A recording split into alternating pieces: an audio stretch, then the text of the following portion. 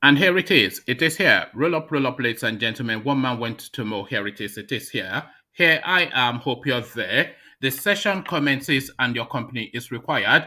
Apologies for the lighting, by the way. My ring light just went off just as we're about to start this session. But just bear with us. I seek to correct that by tomorrow when I get another one. But that's time of the night here. Not very little that I can do about it. So the session commences your company required. You know the routine. So let's do it together.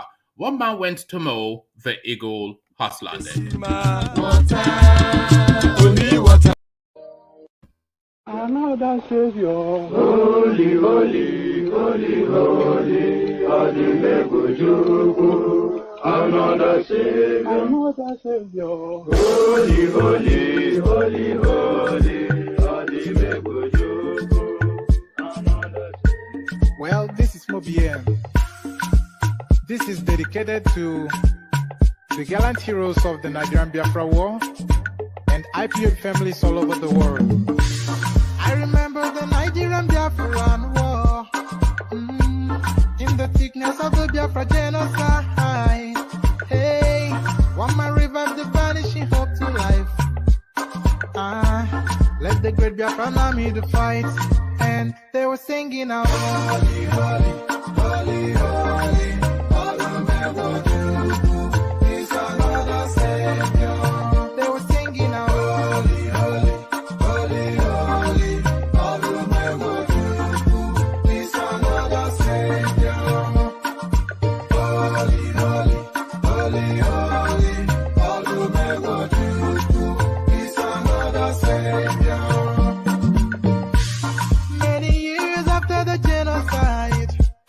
Whoa, yet another great leader has risen up now. Oh, and he's leading the Biafrans to victory. Inyamadika, Yabika Kokwanam Noah. Hey, Anamekele Mazuche Mefo.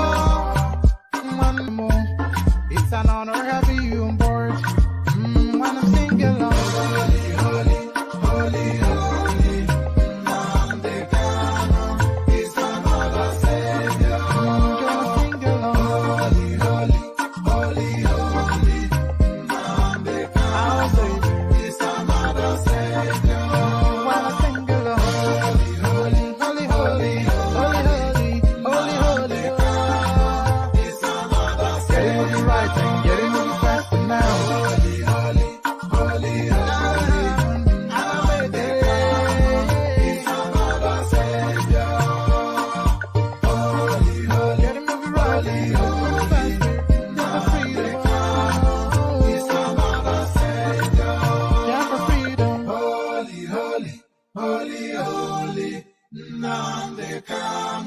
Is another Savior. Another Savior. Holy, holy, holy, holy. Another Savior. Another Savior. Holy, holy, holy, holy. Well, this is Mobien. This is dedicated to the gallant heroes of the Nigerian Biafra War and IPO families all over the world. I remember the Nigerian Biafran War, in the thickness of the Biafra genocide. Hey, one man revived the vanishing hope to life. Let the great Biafran army to fight, and they were singing out, holy, holy, holy, holy.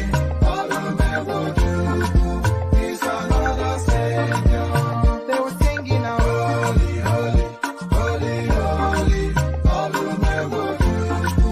is another Savior. Holy, holy, holy, holy, is another Savior. Many years after the genocide, whoa, yet another great leader has risen up now. Oh, and he's leading the Biafrans to victory. Inyamadika, Yabika Kokwanam Noah. Hey, Anamekele Mazuche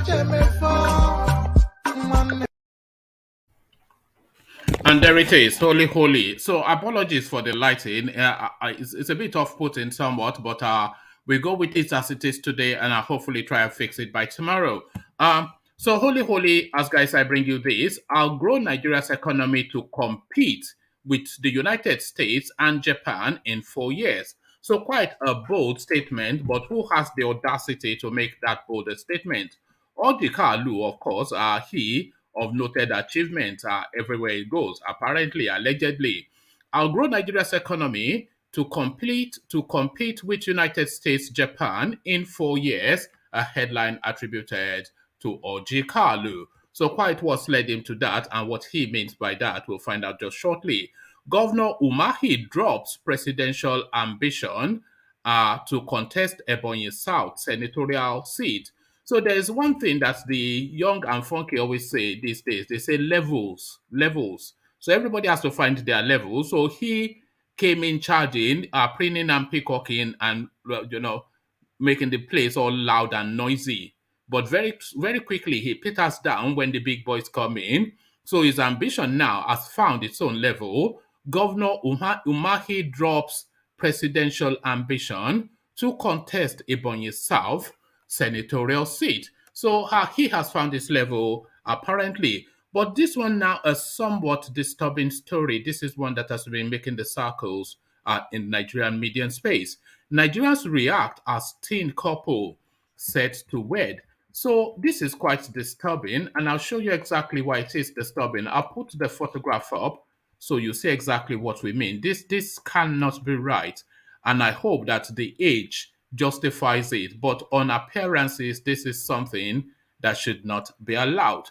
But our heritage are so there is I'm not going to say the happy couple until I've read the story, but these are the two people now that are set to get married. You know, I don't know. I don't know. But let's find out what their age is first. But on appearances, this does not seem right. So that's the couple. Nigerians react as teen couple set to wed. So there they are, right there. I'm not going to say the happy couple. I'm just recoiled from saying that until we find out exactly what is going on. So there it is, right there. Pardon me. More Nigerians aged 36 to 40 in U.S. prisons. This is a report from the United States government. So we've been tracking that space that they've been telling us that 60 to 61% of Nigerians in American prisons are there for fraud. And the fraudsters are apparently just a very small demography. So that last phase of young age, that build up from 36 to 40. So that last chance, if I no blow now, I don't miss them. So this is what this uh, demography is. More Nigerians aged 36 to 40 in the United States prison reports. So that is the mass of the Nigerians incarcerated in in America. So that is the demography. So this now breaking news. Northern elders call for Buhari's resignation. So this call for Buhari's resignation is coming off the back of Oshibajo's declaration. So this is what they are saying. Uh, and it says so actually in another headline because this is just all over the news at the moment. Northern elders call for Buhari's resignation after Oshibajo's declaration. So that's another. After Oshibajo's declaration, Northern elders call for Buhari's resignation. So quite how one fits the order remains a mystery, but we'll find out just shortly. So I was going to bring you this Osenachi narrative. This pastor, this is it not pastor, this gospel singer that was killed. But I don't know enough details of that story to bring it to have any meaningful discussion with you on it. So we suspend that till a later date, and we see if it's something that the platform wants to discuss. So that is the menu for today. So the usual protocols: lean back, kick back, take it easy, and just relax into it. But before you do any of the leanings or kickings or taking it easy, The normal form, click on the like button if you haven't already, click on the subscribe button if you're not already subscribed. And then if you want to join me on the screen, then click on the hyperlink that says StreamYard on the screen. So do the clickings, and as you set about doing the clickings, let me give you a little bit of a musical backdrop to that as they build up then to the reading out of the talking points. So to the east we stay, and this time we partake in a Python dance. Onyedu iPod, omeriwo n'Izu, Oniroya, Abakare, Mama Dawora, Olapori Meri Nandi win the war. Python dance 1, Python dance 2, now Python dance 3. Olapori Meri Nandi win the war. Python dance 1, Python dance 2. Na Python dance 3, Unapori Meri Nandi bu Onyedu iPod, omeriwo n'Izu, Oniroya, Abakare, Mama Dawora, Unapori Meri Nandi win the war. Python dance 1, Python dance 2, now Python dance 3. Unapoli Meri Nandi win the war. Python dance 1, Python dance 2, now Python dance 3. Unapoli Meri Nandi win the war. Python dance 1, Python dance 2, now Python dance 3.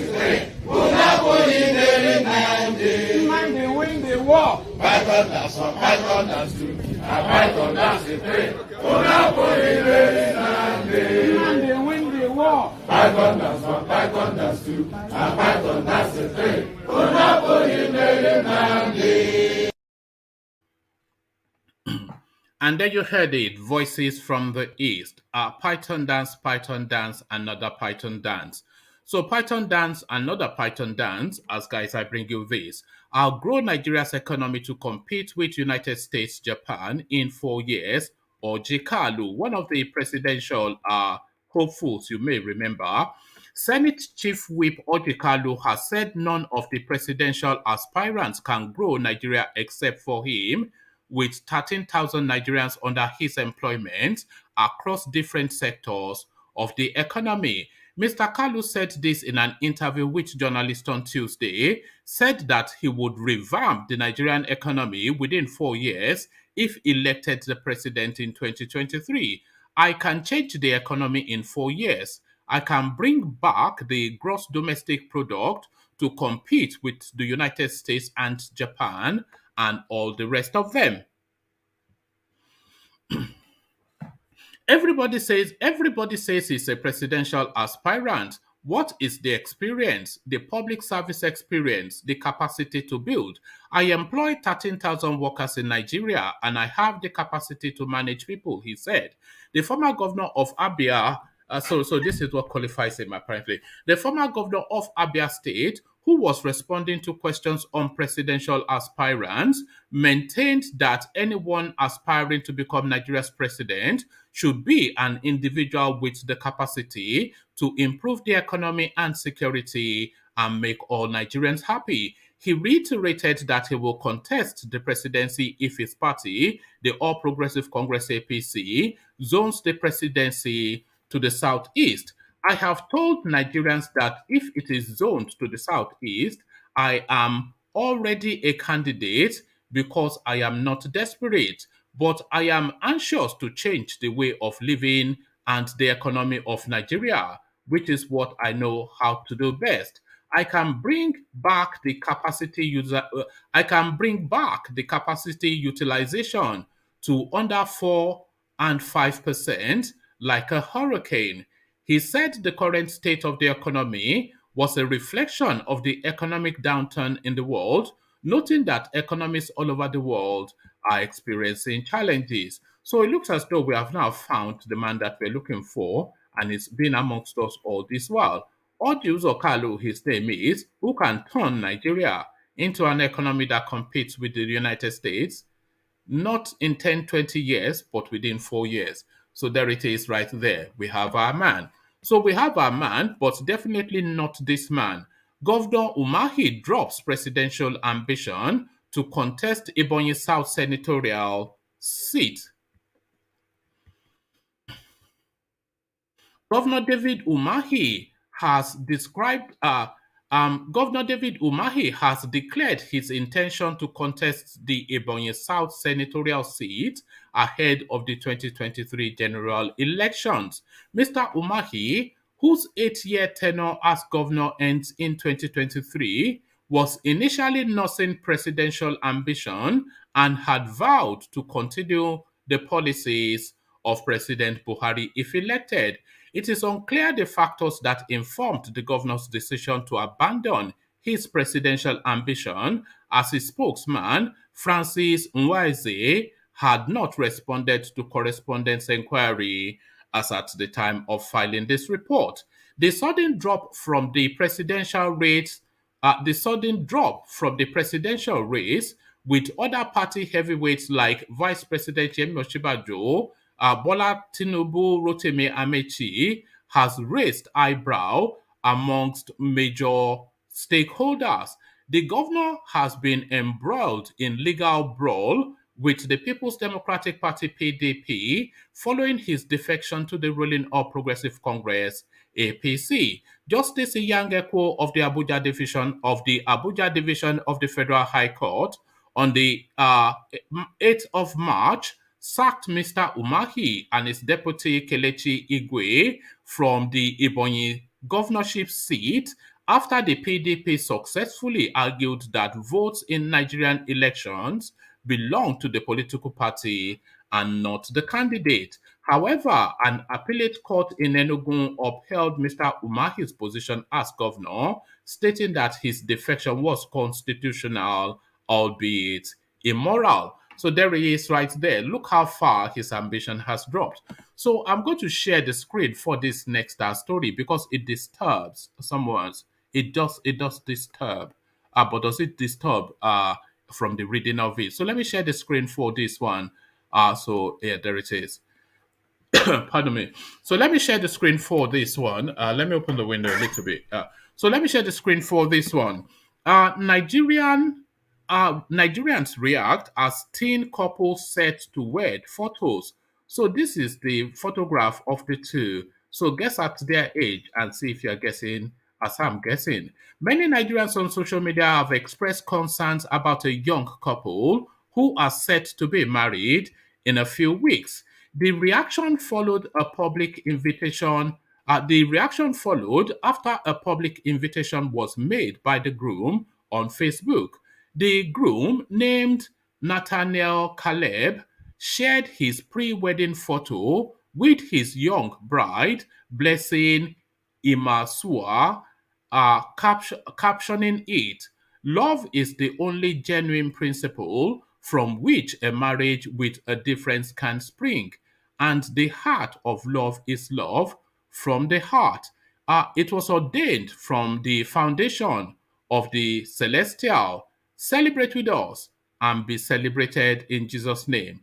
The wedding, which is slated for May the 26th in Edo State, well, it had to be Edo State. I did wonder where they were from, and of course, it had to be Edo State. The wedding, which is slated for May the 26th in Edo State, has so far generated mixed reactions, with some Nigerians on social media condemning the union, adding that the couple is just too young to be married. And they are not even from the north. You expect this sort of thing from the north. My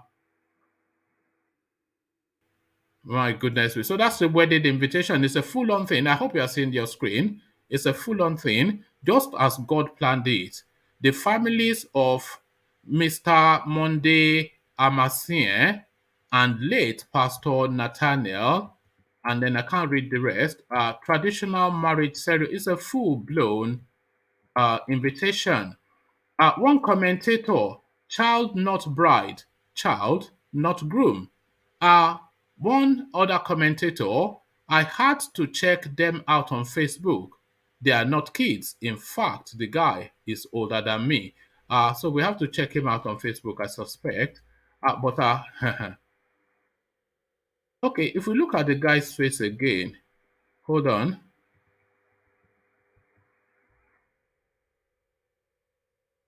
I don't know. I don't know. That one could be anything from 14 to 24, but there it is right there. Just disturbing. I had to check them out on Facebook. They are not kids. In fact, the guy is older than me. One other, it says this is child blah blah. Ministry of Women Affairs, stop this. Another one, what if they are adults in baby body? I mean, they could be old, like in their 20s, but look young. There are lots of people like that around us. We wouldn't be saying this if they were big in stature. Uh, and another one, what is wrong with some parents self? Another one, I want to believe that they just have baby face and are older than they actually look. Uh, okay. Um, oh, all right. But I'll see what people are making of this. But I'll just bring and when we get to this, I'll put the picture up because nothing convinces me that these two to be anything other than doing their homeworks in their rooms. But there it is right there. So the latest going on within Nigerian space. So I had to share that picture because the picture itself is the story itself. More Nigerians aged 36 to 40 in U.S. prisons report. The United States Bureau of Prison has disclosed that half the number of Nigerians in its correctional facilities had been convicted and sentenced for fraud. In response to a Freedom of Information Act request by correspondents, out of the 134 Nigerians currently in U.S. prison. Those within the 36 to 40 age class make up 24.6% of the total number of Nigerians. Age group 41 to 45 followed with 11%, nearly 12% even, 11.94%, and 46 to 50 and 51 to 55 at jointly 8.9% respectively. The Bureau of Prison had also disclosed to correspondents that the majority of Nigerians in their custody had been convicted on charges bordering on fraud and money laundering. Last August, Youth and Sports Development Minister Sunday Dare told Nigerian youth to be patient amidst worsening economic and security crises that President Mohamed Buhari was investing in them. Fraud and ritual killings, according to media reports, has continued to rise unabated since then. Ayokumi Owuru. Okay, so I think we've actually come across this story already. All right, but really, it's the age of them that is the new introduction to this. So the 60% of Nigerians in American prison are there for fraud related reasons. But of that 60%, nearly 25% of that demography, they are within the narrowness of the age of 36 to 40. So there it is right there. So that is the crime being committed by Nigerians in American prisons. So we go on to the last readout. Breaking, Northern Elders call for Buhari's resignation. The Northern Elders Forum has demanded the immediate resignation of President Mohamed Buhari. In a statement made available to correspondents on Tuesday, signed by its media chief, Dr. Hakim Baba Ahmed, the Northern Elders Forum called for the president's resignation over the heavy insecurity in the country. The administration of President Mohamed Buhari does not appear to have answers to the challenges of security to which we are exposed. We cannot continue to live and die under the dictates of killers, kidnappers, rapists, and sundry criminal groups that have deprived us of our rights to live in peace and security. Our constitution has provisions for leaders to voluntarily step down if they are challenged by personal reasons or they prove incapable of leading. It is now time for President Muhammad Buhari to seriously consider that option, since his leadership has proved spectacularly incapable of providing security over Nigerians. Our forum is aware of the weight of this advice, and it is also aware that we cannot continue to live under these conditions until 2023, when Buhari's tenure ends. The group lamented over the incessant killings and attack going on in the country on a daily basis. Killers and other criminals appear killers and other criminals appear to have sensed a paralyzed vacuum at the highest level of leadership, and they grow more confident and acquire more competence in subverting the state and our security. Nigerians have shed enough tears and blood without appropriate response from those with responsibility to protect us. The forum advised Nigerians to exercise great level of discretion in choosing their leaders in the upcoming election, as the nation currently needs good leaders to place it on the path of recovery. So there it is right there, the call for Buhari's resignation. I wonder if we'll hearken to it this time around. Thomas, I see you. Ajanle Koko, I see you. So let me come to you first, Thomas. Thomas, are you ready? Yes, please. Good evening, woman. Good evening. Good to have you, Thomas. So, Thomas, let me come to you and take you straight to where we just where ended off. The call for Buhari's resignation. One man. Yeah. And Thomas, please, can you let me go first? I want to go and take care of some business. I want to just speak. No worries. All right. Okay. So let me come to you first then, Ajanle Koko. And the call for Buhari's resignation by Northern Elders Forum, you know, it's a call that you understand the reasons why, but is this the time? Is what the timing is questionable, and will he hearken to it? And if Buhari does resign, let's say it takes that recommendation, what happens next? Who fills the vacuum? And how does that calibrate for 2023? So the recommendation from the Northern Elders Forum, is this just a showboating? Well, that call is a good call, but it's political. The leader of the Northern Elder Forum is a pro-PDP man, and even though that Buhari have not done well in terms of the security of the country, but people will not agree with that call, or particularly people from the APC side, and those that are supporting APC, they will not agree because it's coming from pro-PDP man. Ali Baba Ahmed, as we know, is powerful a Saraki man. Sorry, carry on, yeah. Yeah, it's a Saraki man. He was the chief of staff of Saraki when Saraki was the Senate president. So it is political, and people from the opposition party will not accept it, and some Nigeria will look at it as partial as well.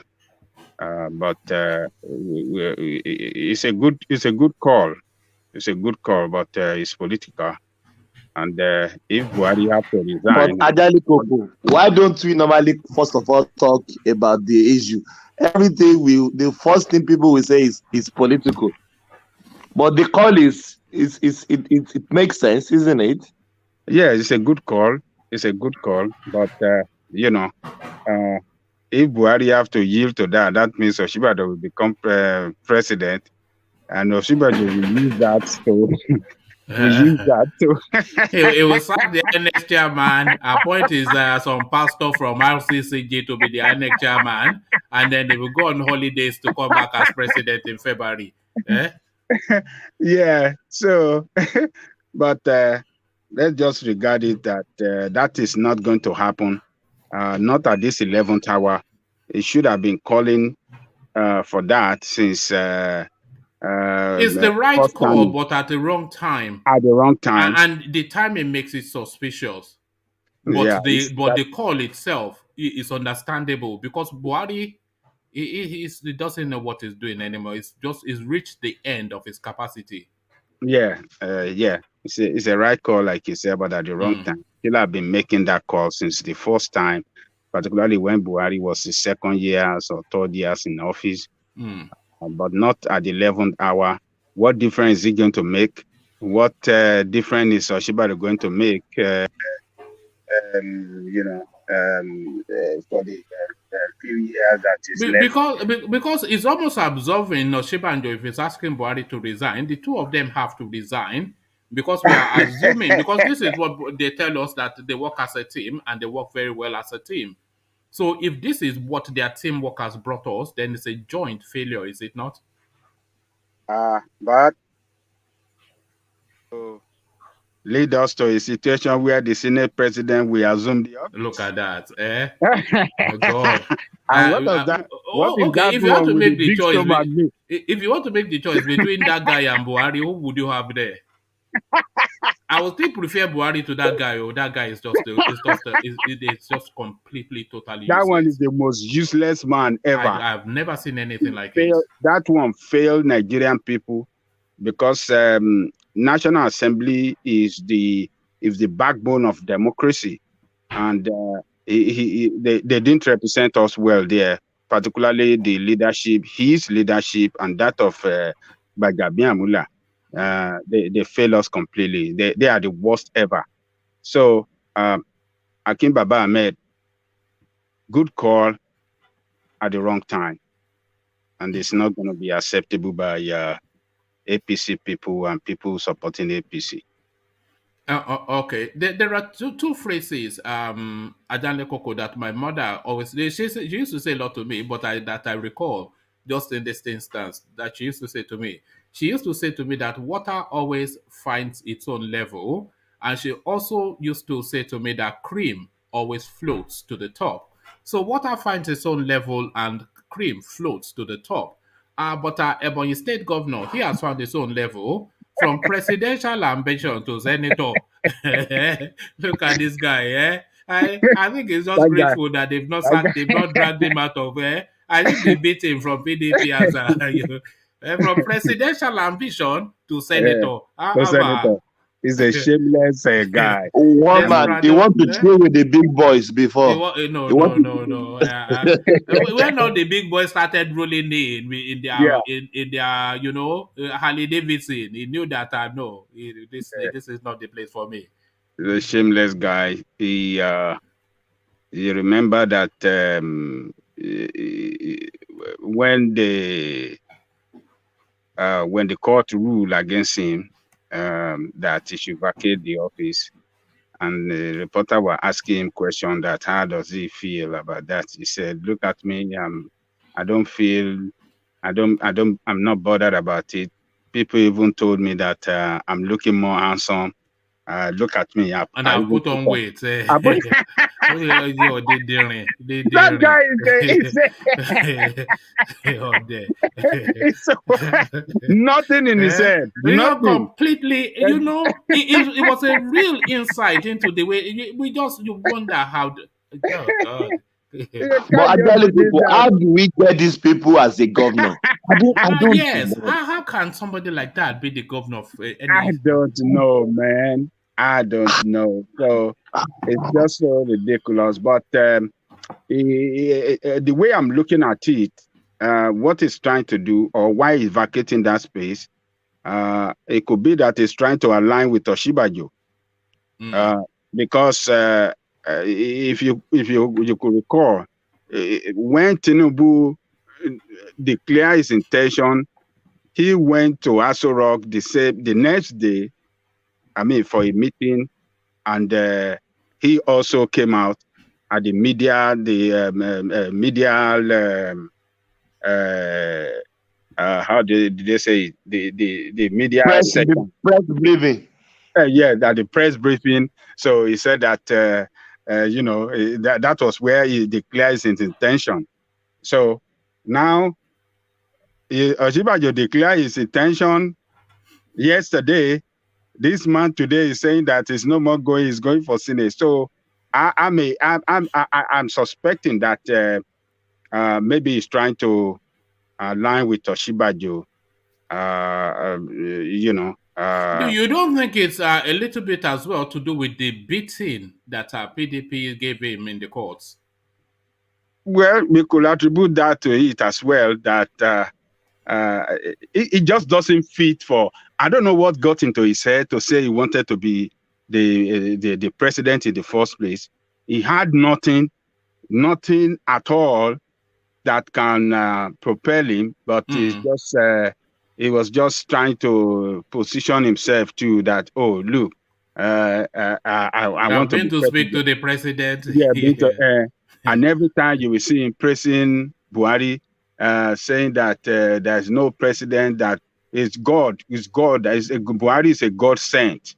Every time he makes a speech, you will just hear him praising Buhari. Sycophancy was a word invented for Nigerians.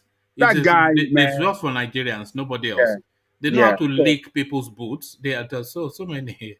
Yeah, I believe that PDP will be waiting for him, even for that senatorial seat he wants to go. They will be waiting for him. I don't think that the people of that state will be on his side this time around. He has disappointed a lot of people. People in the party are complaining seriously about him, that he's too bossy and he doesn't listen. It's just for himself. Whatever he wants to do, he just wants to do it. Doesn't want to listen to anybody. And that was why he left PDP, because, PDP as a party had a structure that, you cannot just turn yourself to a ruler. There are some structure, there are some, guidelines that you have to follow, even though that you are the governor. There are some guidelines, how to govern and how to carry people along. He was not following it, and he felt that the what does he call it, the executive body of the party in the state were giving him too much problem, and that's why he crossed over. The same thing that Ayade did, the same thing, because he wasn't having his way with the executive arms of the party, so he just voted out and moved to another part, to APC. It's almost like though we slept and woke up and found all these ridiculous people in state houses. Look at that. Dave UMAHI, Ayade, Opuzodema. Yes. What happened to make, how did this happen? All this sort of, Well, it's because people in Nigeria, sort of Nigeria doesn't ask a question from them. The media, the press in Nigeria, that's supposed to be on the lookout for Nigerian people, that they're supposed to do some background check on these people. They're supposed to expose them, when they discover anything about them, they don't do it. And they don't ask question. The party will just come out with candidate, and you just left with those to choose between one or the other. So it's between two devils. You just have to choose one. There is no, we don't have this debate exercise where before primary they have to go through, debate exercise, for several weeks, where people can really assess and can really know what kind of program, how do they want to carry out their program. There's nothing like that in Nigerian democratic system. The party will just come out with that and boom. And that's why you don't see people coming out to vote. That's why you don't see majority coming out to vote, because people doesn't even know them. A lot of people in the state doesn't know who they are, or they just found them on a ticket of the party that, UMAHI on the side of PDP or another person for APC, and boom, before you know, one person is the governor, and everybody just have to align. Do you know Sanwo-Olu before? I've never heard that name before. Actually, he was a commissioner in Lagos, but it wasn't popular. It was a very quiet. It wasn't popular until even so. Sanwo-Olu also falls in that category because when you look at the way he's following Tinubu around like some errand boy. It's just we're talking about the most powerful state in Africa. Yeah, we're like next to maybe Cairo and Tripoli. This maybe you will say Cairo a bit more powerful. We have 53 countries in Africa, and Lagos State is the 7th largest economy. So this is what we represent, and you are carrying back behind some gangster. What are we talking about here now? What is that is it. We don't have a debate exercise where we can really scrutinize these people. We don't. That is why this political system the system we have in Nigeria is a fraud. It's a fraud. We can't get the best from them. Nothing for us. It's just for themselves. Them that have the party, that they own it, and it's just for them. They will just, use us, some few of us, particularly people that are not well educated, people that doesn't know anything. Those are the ones that go out to vote. The educated one, they are lazy people. They don't even know anything. Are they lazy, or just not inspired? When you have on the ticket somebody like Dave UMAHI taking on somebody like Hope Uzodinma, and you, a neurologist, a brain surgeon, a lawyer, a senior accountant, and they're telling you to go and vote for either Hope Uzodinma or Dave UMAHI, you just say get lost. It's not really a party. It's lack of confidence, isn't it? They don't believe in the system. Yeah, I have to blame the press most in this, democratic system that we are running in Nigeria.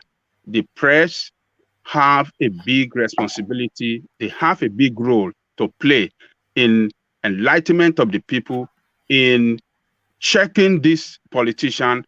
But can I interject? Yes. Do you know how long it took TVC to declare Oshibajo's intention? Because TVC is Tinubu's television. They didn't pick it immediately. Really? Everybody bring it that as what they call it, breaking news. They think before they bring it out. So that is the television station that it should be neutral. Yeah. Despite the fact who own the television station. Every news should be come out. You will see nobody will counter Tinubu on that television station. You will see. Well, that is the problem. Most of the the media houses in Nigeria are owned by the politician. So they have to protect their boss one way or the other. And the one that is not owned by a politician, line is it was politicians that made it possible for him to get to where he is today. The Arise News that you are talking about Arise News. Arise News is owned by Nduka Obiagbena. Nduka Obiagbena was a politician too. He was member in the Third Republic. He was member of the NRC, the Nigerian Republican Party, or what do they call them? NRC. So, and it's politically aligned. You saw him on that day. They went to interview Buhari. They can't ask him hard question. He just sitting down with Agbadanla and was just cautious on the question to ask him. You see the other one, AIT, is a PDP man. So who is left for us? Which media are they going to fight for us? None.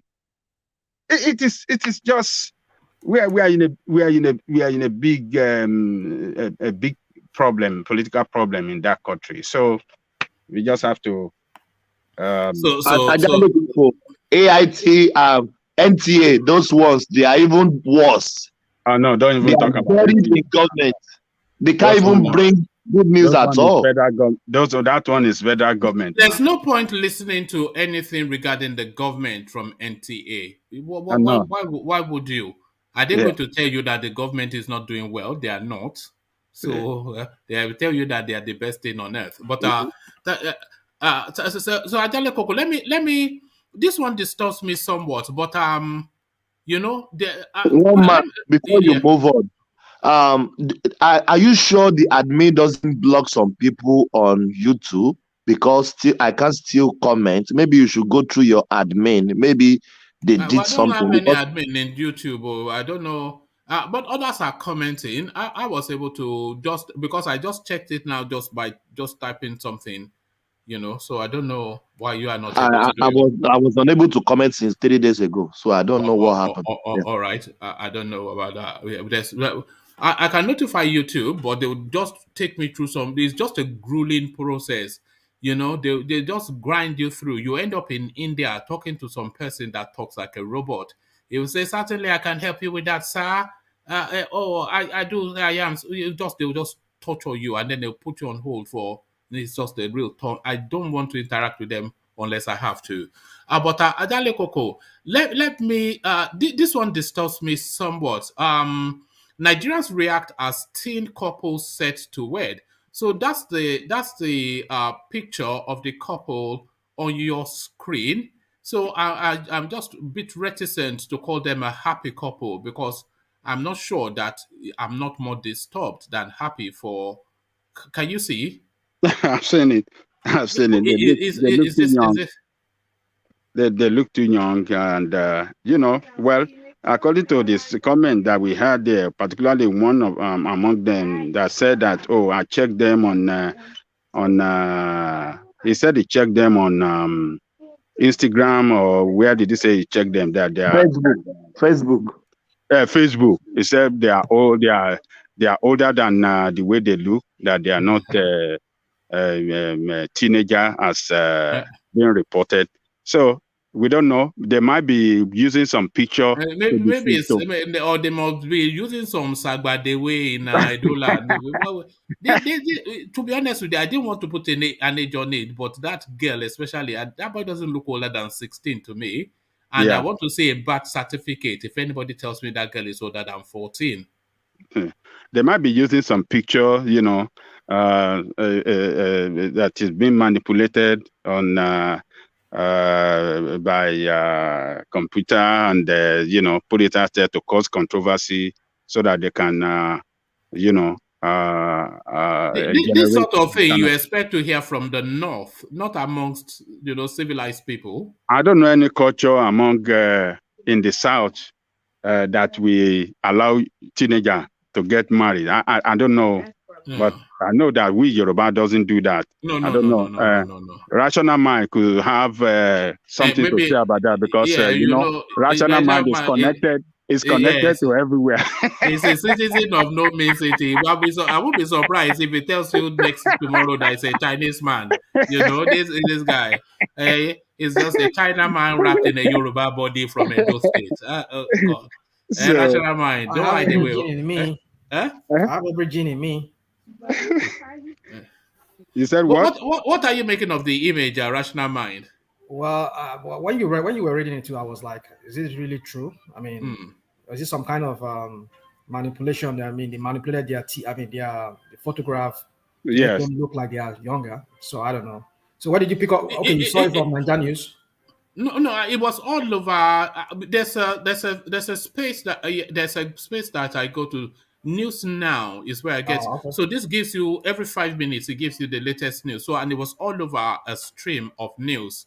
Oh, okay. But if you are saying the pictures are manipulated, if you look at these two pictures split, so this was just a casual picture, the one to the right of your Mm. screen. So man, no, this is Well, not. if it's true, but This is not a good what was thing. the age you read? I mean, because I They tuned in. did not give. They did not give an age. So It, there you it, go it gives then. a well, but we know roughly within what of 5 to 7 year. range. It's not possible, woman. Let's not go through the sensationalism that they usually promote on online. It's for me. I don't think there's anything to this. I mean, there's no truth to this. I doubt it. And if really they are going to be married, I mean, the Nigerian constitution. Well, no, they are going to be married because here is the wedding invite. The Nigerian constitution only allows you when you are 18, and if you're minor, the you must have the constitution. Does the sorry, constitution not apply in the north? Sorry, I'm sorry. It's applied in the north now. The Marriage Act. Yeah, but the Marriage Act, does it not apply in the north where they married at 7, 8, 9? Well, that's the customary. You need to understand that it's a customary. Customary marriage allows that, but if it's the Nigerian Marriage Act, which recognizes the customary, which is they will have to have the consent of their legal. Do you think somebody should call the police? Do you think somebody should call the police, or you be the number one to call the police, or social services, or whatever form? I mean, if they have social services in Lagos or in Nigeria, wherever they live, so you call the police. I mean, that's the only. but one man, look at that guy's face. It looks old though to me. I don't know. The guy. Think it's just a manipulation. I think it's just they manipulated that. He looks like F Young. He looks like somebody that would be called F Young. If you've ever wondered an F Young looking person, he looks like an F Young.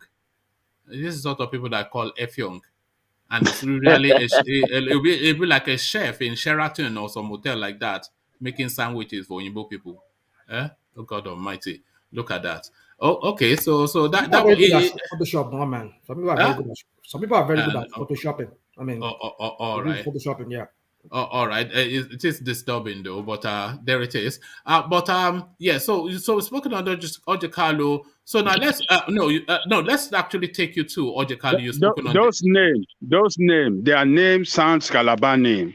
Yes. So we don't know the culture of Calabar. If you see her now, maybe it will have we will have something to tell us about it, because those names we have Calabar name. We have men in the north marrying 12 years old girls. What are we talking about? Yeah, but it's not culture in the south, is what we're saying. Oh, you're talking about south? Yeah, these are southern people now. These are not. If it was a northern person, I wouldn't even say it now. I just think this is what they are like. Go look at the Nigerian Marriage Act. You understand what I'm saying? It makes provision for customary. The Marriage Act says customary marriage, which is by custom, you are allowed to be married at least as long as you have a consent of the parents or the legal guardians. But rational man, not underage, isn't it? I don't know how it's spelled, how it's defined there as underage. What makes it an underage? Now, you know what underage means. If somebody can be married 12 years old girl. I mean, what are there you are. But is that legal and is that moral? Is that they'll tell you Sharia? They'll tell you that in Sharia now. Yeah, that's what they tell you. Forget Sharia, man. That's not right. It's not right, is it? It's not right now. We know it's not right. How can it be right? What does Don't get me wrong, it's not right. So as a teenager, if they are getting, who is going to feed them? Where are they going? How are they going to feed? They're still going to raid mommy and daddy. Oh, all right. Okay. I say as a teenager, who is going to them? Who would they? How would they? They'll still be under economically. They'll still be under mommy and daddy. This is it. Or maybe they come from wealth. Is probably what you would suspect. Maybe one or both of them come from wealth. Then Okay. Wait and see. Because if you look at the wedding. If you look at the wedding, if you look at the wedding invite, gold and blue. So these are not people that just went to print it on A4. They you spent money. F Young and Ajwa. F Young and Ajwa. What a pity. There it is. Well. They might be from ruling house from that part of that country. Well, if there be more to each, let's just keep. Yes, we'll keep a watching brief on that. So, Ajanle Koko, we're losing you. Yeah, we're losing you somewhat, but let me put you the last talking point. Orji Kalu promising, not threatening, to grow. We're losing you. all right, I think we've lost Ajan Lekoko. Let's go to Thomas because Ajan Lekoko is dipping quite heavily. I think he's in motion because he did say he had things to attend to. So let's go on to Thomas. One man, can you go to Rational Mind, please? No, we can hear you now. Are you still with us? Okay. Yeah, I'm here. Oh, all right, brilliant. I was can going you to take you to Orji. Yeah, we can hear you quite okay. I was going to take you to Orji Kalu, who reminds us that he's actually still in the presidential race, although we've all forgotten. And he says, don't forget, because I am the answer. I'll grow Nigeria's economy to compete with United States and Japan, but not even sometime in the future, in 4 years. So this is what Orji Kalu is promising. But how do you think he's proposing to do that? To grow Nigeria's economy to compete with the United States in 4 years? Surely that is the man we're looking for. That's a stupid statement right there. It's coming from a stupid man. It's coming from a stupid man. Stupid statement from.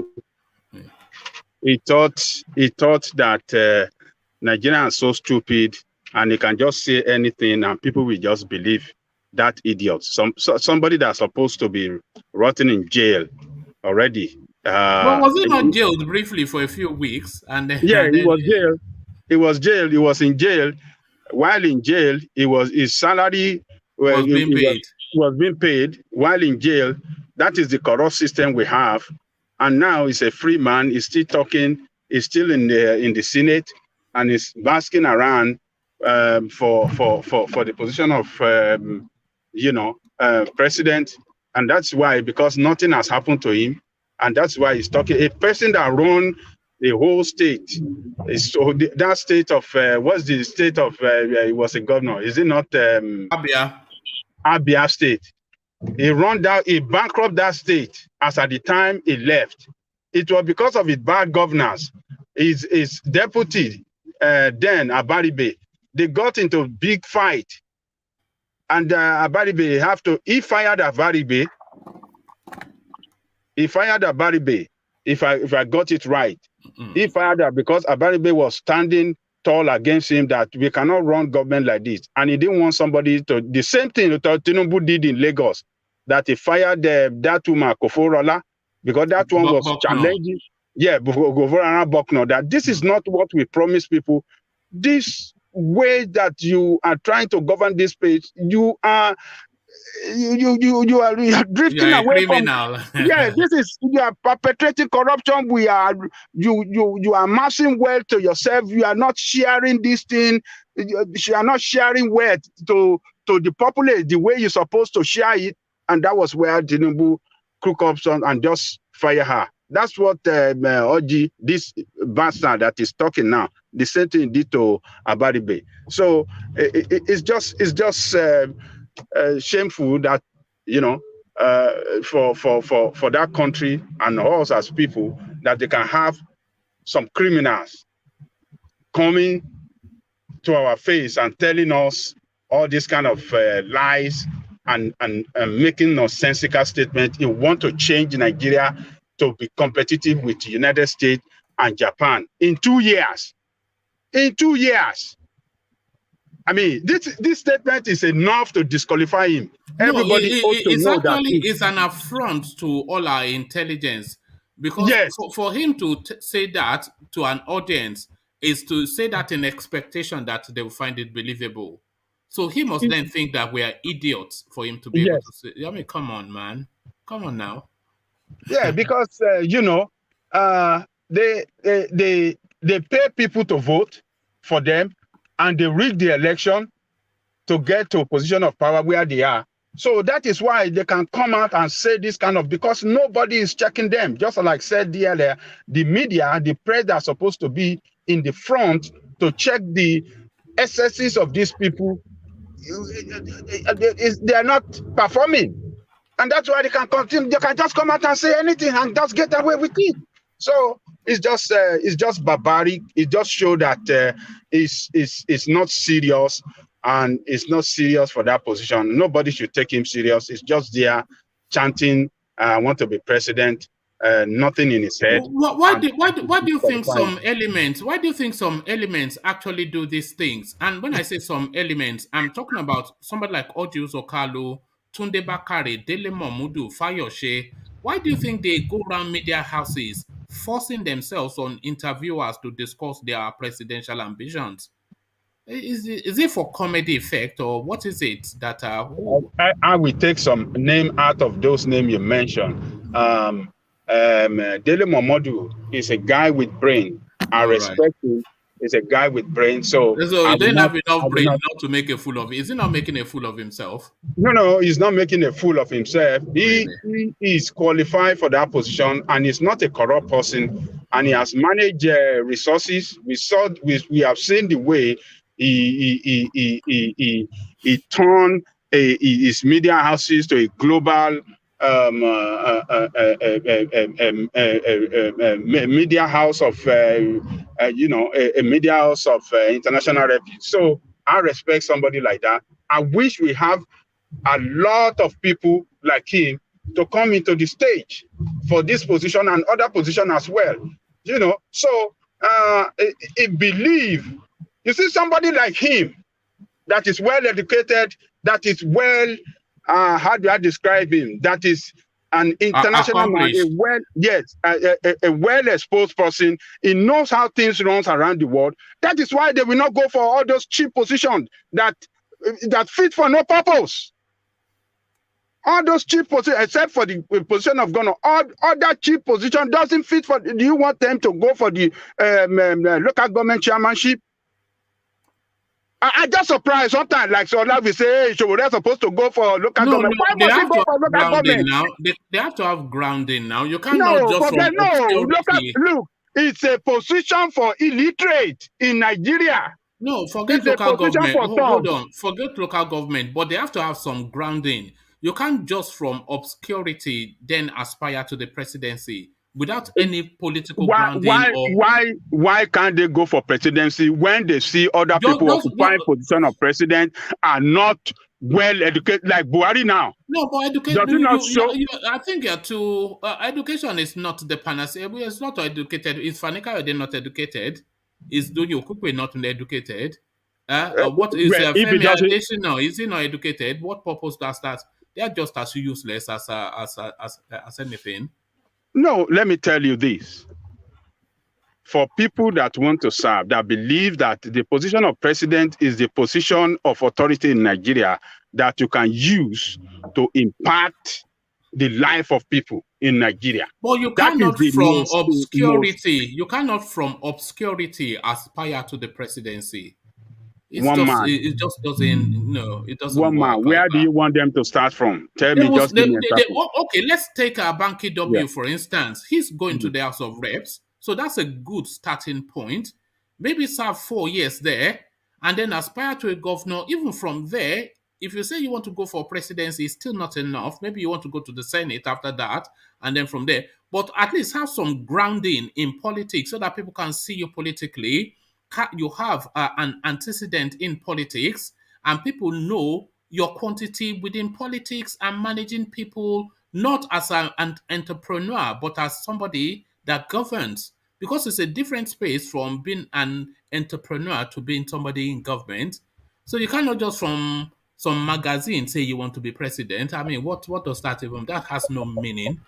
Okay, those people that have been president in Nigeria are presently occupying the position of president. What has he managed before in terms of private business that that we have seen and that we can give credit to him that this is a person that manages resources well before and manages. Who are you talking about?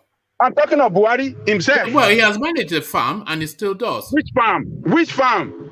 It's cattle farm in Daura. It's cattle farm that for 10 years, for the period of 10 years, you see the record on his farm is owing 400 a cow. Or is it 400 cow or 40 cow for 10 years? No increase, no decrease. What does that tell you? Does that not tell you that it cannot manage anything? No, for 10 years, the number of cow that you have does not increase, does not decrease. Is that not a phantom lie? So, but you know, but my point. You cannot from obscurity aspire to president. It's a ridiculous concept. It's just people just one man. Who was right. Mutala? What's his name? Gowon. Yeah. What position did they ever hold? He runs all of them before they became head of state. I'm not aware that Muritala or Gowon was ever elected into any position. They were not elected, but they run a state. Did they not? And these guys, they did very well. No. Well, I don't know. We know they are military. We know they are military. Yeah. We know. But that itself, some form of governance. It's a ludicrous idea. People need to be this and that counselor. Good. Listen, you don't have to be counselor. Nobody is saying counselor, but at least have some grounding in politics.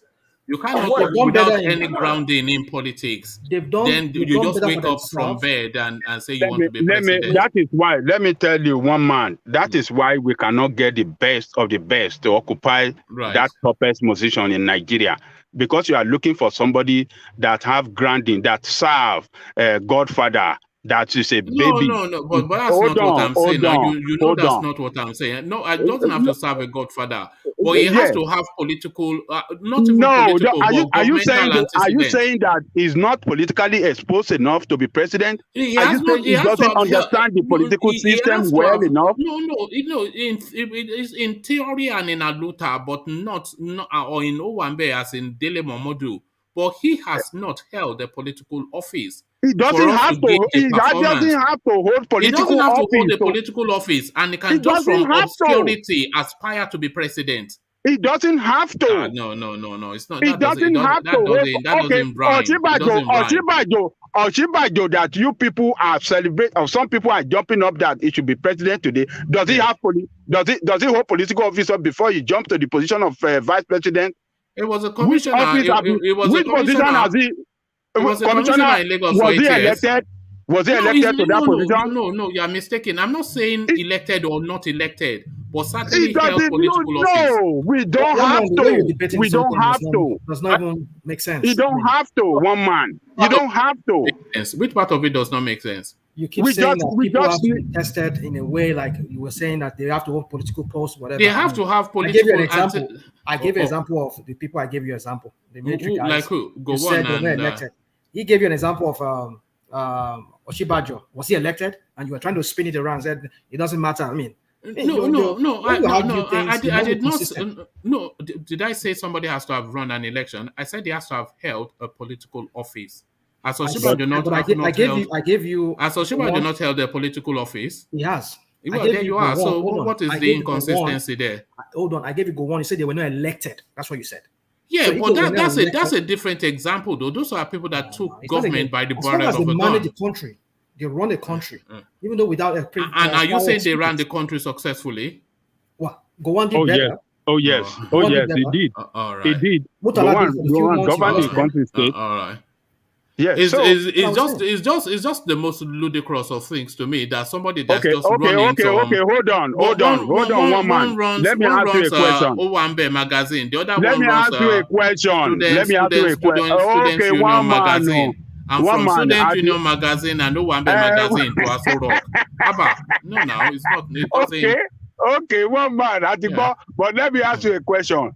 So if Otedola want to be president today, would you support him? Would you agree that he's qualified for that office? No, the same principles apply. But if he wants to be governor of Lagos State, so if Dangote want to vie for the president of Nigeria, you want to tell me that he doesn't have that capacity and competence to run it? Yeah, but Dangote has demonstrated sufficient enough capacity running a student magazine or an Owambe magazine. Does not qualify you to be a Does Dangote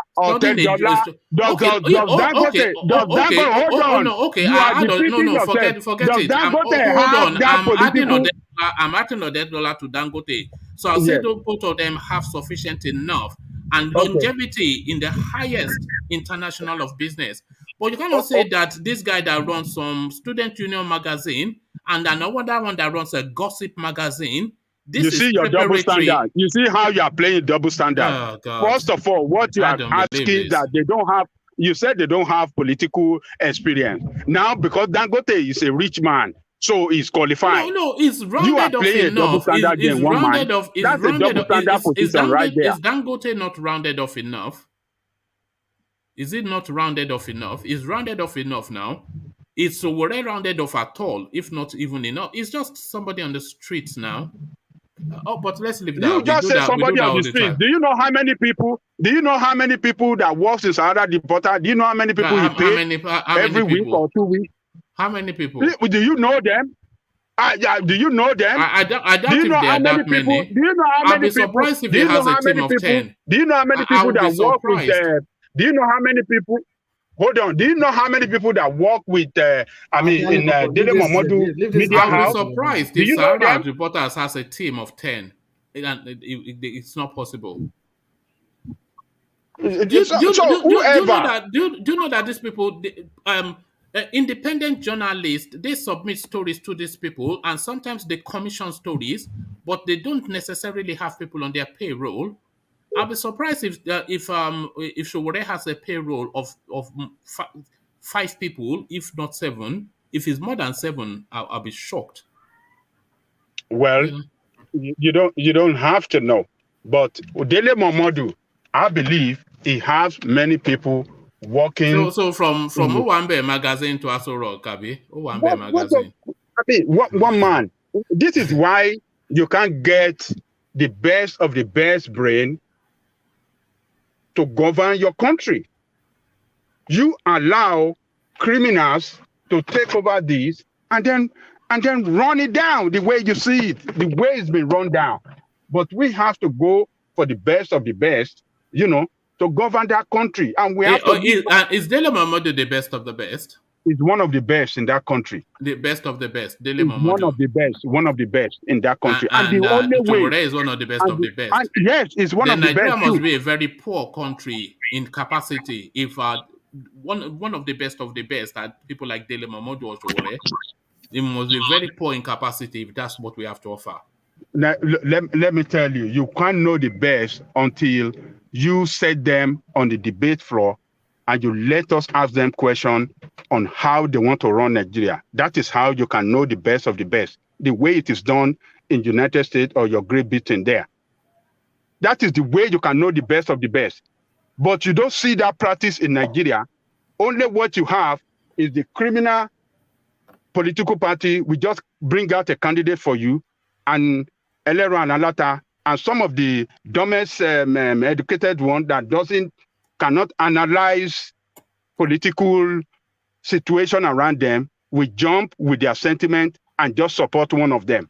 So that is the problem with us. We have to give everybody, we have to create a level playing field for all of them to participate and tell us what they want to do. And let us ask hard questions. That is when you can discover the best of the best. It doesn't matter. I mean, it's a position for Nigerian. It should not be reserved for just politicians, that because you are a politician, is that the qualification for the position of president? No, it's a position for every Nigerian that have that capacity and the competence to run. And the only way we can discover that, this one have the capacity and the competence is to put them on the debate floor. Let us ask them hard questions. Let them tell us how they want to, how they want to run the program that they are pursuing, how they want to pay for it. You know that Ayade of just Cross Rivers, he's better than Sowore and Momodu combined, both educationally, intellectually, and in achievement. What has he achieved? What do you know? What do you know that Ayade achieved? What does Ayade achieve? What does Ayade achieve in that state that you know? I'm telling you, but we has governed the what state. What do you know? I am asking you. They returned him, so certainly they must. I am asking you, what do you know that he achieved in that state? It achieved sufficient enough for him to have returned. What has he done? What has Sowore or Dele Momodu done politically? What have they done academically? What have they done intellectually? What have they done in anything? And he's younger than both of them, by the way. Ayade is younger than both of them, and his achievements dwarf them 10 times over. His achievement is to hold on. His achievement, one of his achievements is an effort to kill that what's the name of that guy? Agba, that guy that he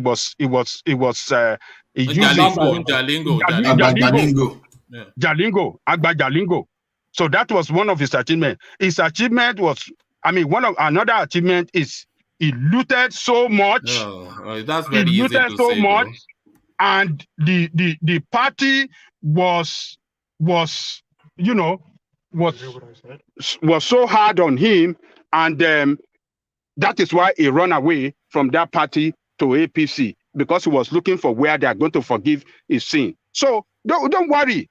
Those are the people that you people deserve, because you don't look for the best. You're looking for criminal, even though that is educated, but you know he's a criminal person and you are celebrating him. What does Ayade do? I will organize something. Okay, say. One thing I keep saying about Showore supporter is this: when you want to sell your products, don't blackmail those people that are not supporting. Don't say we are voting for criminals. See, the fact that Showore cannot convince some of us is telling that is lacking. No, because some of us we are talking about, we are not even talking about the grassroots people that you buy with your naira and copper now this time around. But we are talking of even people like you and myself, that if Showore, that is supposed to be within our category, cannot convince us, that is showing there is a big problem somewhere. He need to plug some loopholes. That's why I'm saying that sometimes we can see him as a better candidate. But what is the strategy? The strategy matters. Okay, look at Abiola in 1993, for example. People were saying, "Oh, not allowed this thing." But see how even Abiola even convinced his enemy, even though we know that we're trying to transition from the military to the civilian. But people, option A4, there's no way you could argue about voting or buying vote. So people supported Abiola 100% to that. But this guy, once you start pushing, once you start doing some kind of a looter to promote Showore, it simply means that something is wrong somewhere. Normally, this guy should have a carryability that people want to naturally die for him or whatever, but not to be doing something forcefully. If this guy has that magic bandwagon, let him come and roll out. Let him give his strategy. That's all I say. See, I'm not saying it's not. I'm not saying the president of the country. He should get his strategy right. That's the thing I keep emphasizing. Even though I believe he doesn't understand the problem, some people don't understand the problem, but they think got their strategy right. That's what you say. Let Showore get the strategy right. If Showore cannot convince me, if he cannot convince some other people like us, then there's a problem somewhere. Which is, I'm now saying because he run Sahara Reporter. That's some school magazine. It's a school magazine now. Is that Allah doesn't know. He doesn't know how we got to where we are. I'm looking for that guy who told us in this platform that they're not born a sitting vice president to come and declare. All right. I'm looking for that guy first before we move to the conversation. Now, Thomas, what do you want to do now? So red plan for Ayade, show all of them. It don't know where you enter. It don't know where you enter. And nobody will take the power from it. Will defeat any candidate in the government. But I'm not saying Showore as a Nigerian is not qualified to run. I'm saying he should be convincing. He should be able to. We already have a president, Ola. We already have a president. Stop fooling yourself around this platform. I understand. And telling us that one president. All right, Ego. Since you are so obviously so excited, I am here. Yeah, let me defend my candidate. Let me respond to Ola. Ola doesn't know how we get to this discussion. Hold on. Let me respond to him. Tinubu is a god in Nigeria. Hold on. You go talk your own. Hold on. your own. You too like Wala, Nigerian Wala. Lie against someone. Sorry, no, I used the one lie in the right time, not be offensive way. Even if you want to say something against me, not be say I did. When did I tell you say Tinubu na God? Who told you? Allah, sorry, I said whether Allah or Thomas. I don't know. He doesn't know the difference between the two of you. It's just those Yoruba people. Those Yoruba people.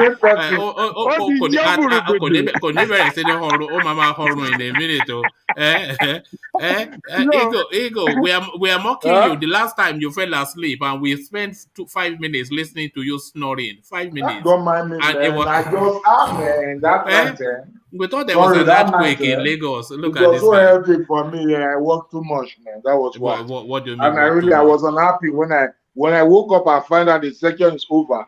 I was so, No, it's fine. Okay. No. Okay, let me say something to Ola. You don't know how we got to that discussion because you heard of Jure. Every time you heard of Jure, your energy will come up strong just to attack Jure and just say something very, very, very, very bad about him that is not the right candidate. But you never tell us your own candidate who you think that can govern this place. What we were saying before we got to this point where you join us is about Dele Momodu and Showore and some other Nigerians that are competent, they have the capacity, they have the competence. You cannot say that. He doesn't have the capacity now, or the competence. What do you mean that he doesn't have the capacity? Where has he demonstrated it? Look, where has he demonstrated? You don't have a system. You don't have a system.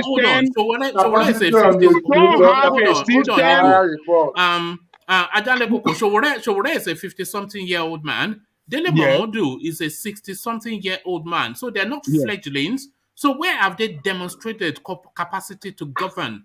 They don't have to demonstrate that they have governed before. Silly magazine. No, what you need to do, let the system create enabling environment. Let us ask them questions. Let them tell us how they want to what they want to do. That is how you discover the best. That is what it is practiced in the United States. That is what it is practiced in that is what it is practiced in the United States. That is what is practiced in Britain where you are there. Hold on, Ajanle Koko. It's not a question and answer session. It's antecedents. So it's not them. They have to have antecedents now. Somebody with no antecedents to be president. Which antecedent? You want to somebody that owns his business, that is running his business well. You want to say that he doesn't have the capacity to manage? It's about management of. It is management of. It is management of resources. It is management of both human and natural resources. One man, let me say this. Hold on. Look, it's about management of resources. It doesn't matter whether you are managing small company or big company, but you are giving preference to Dangote because it's rich and not a dollar jet. Yes, this one can run it, but you think Yoruba cannot run? I mean, Jore or what do you call the name of one man? You said they can run it. Let me say this, one man. See, one man, you have to understand something, man. If we have to go by this your criteria, that who should ever become president, who should get a chance to become president, has to be somebody that has already served in the system. Then we are in trouble forever. Because first of all, those people that get into that system, get into it because their fellow criminals brought them in. So this country has always been, for you to get access into that so-called system, where to governance, you have to have gone through your godfather or through some corrupt. So it's a party system we have. So now if you're telling us that for us, for anyone to get a chance to become president, you have to go through that system, then we are screwed for life. We continue to have criminals ruling us. So that your criteria is dead wrong. And this idea of saying experience or something. That is it. What has the experience get? What have we got in the experience? What you are seeing on your screen here is what qualifies Dele Momodu to be a president. And then what? Look at that. And then what? A man that is internationally exposed. Look at that. The wedding of Igwefo. Look at that. This is what qualifies. Look at this. Look at that. They may something. So Obia knows. Look at that. This is what Owambe magazine. Look, what is that to what qualifies Owambe magazine? Look, come on, man. So Dangote, because he have a refinery. The biggest in the world. So that qualify him that he can do it better. Yeah, he's already running the country. He's already running the country. So why don't we just give him the keys? One man, can I respond to Ajanle Koko?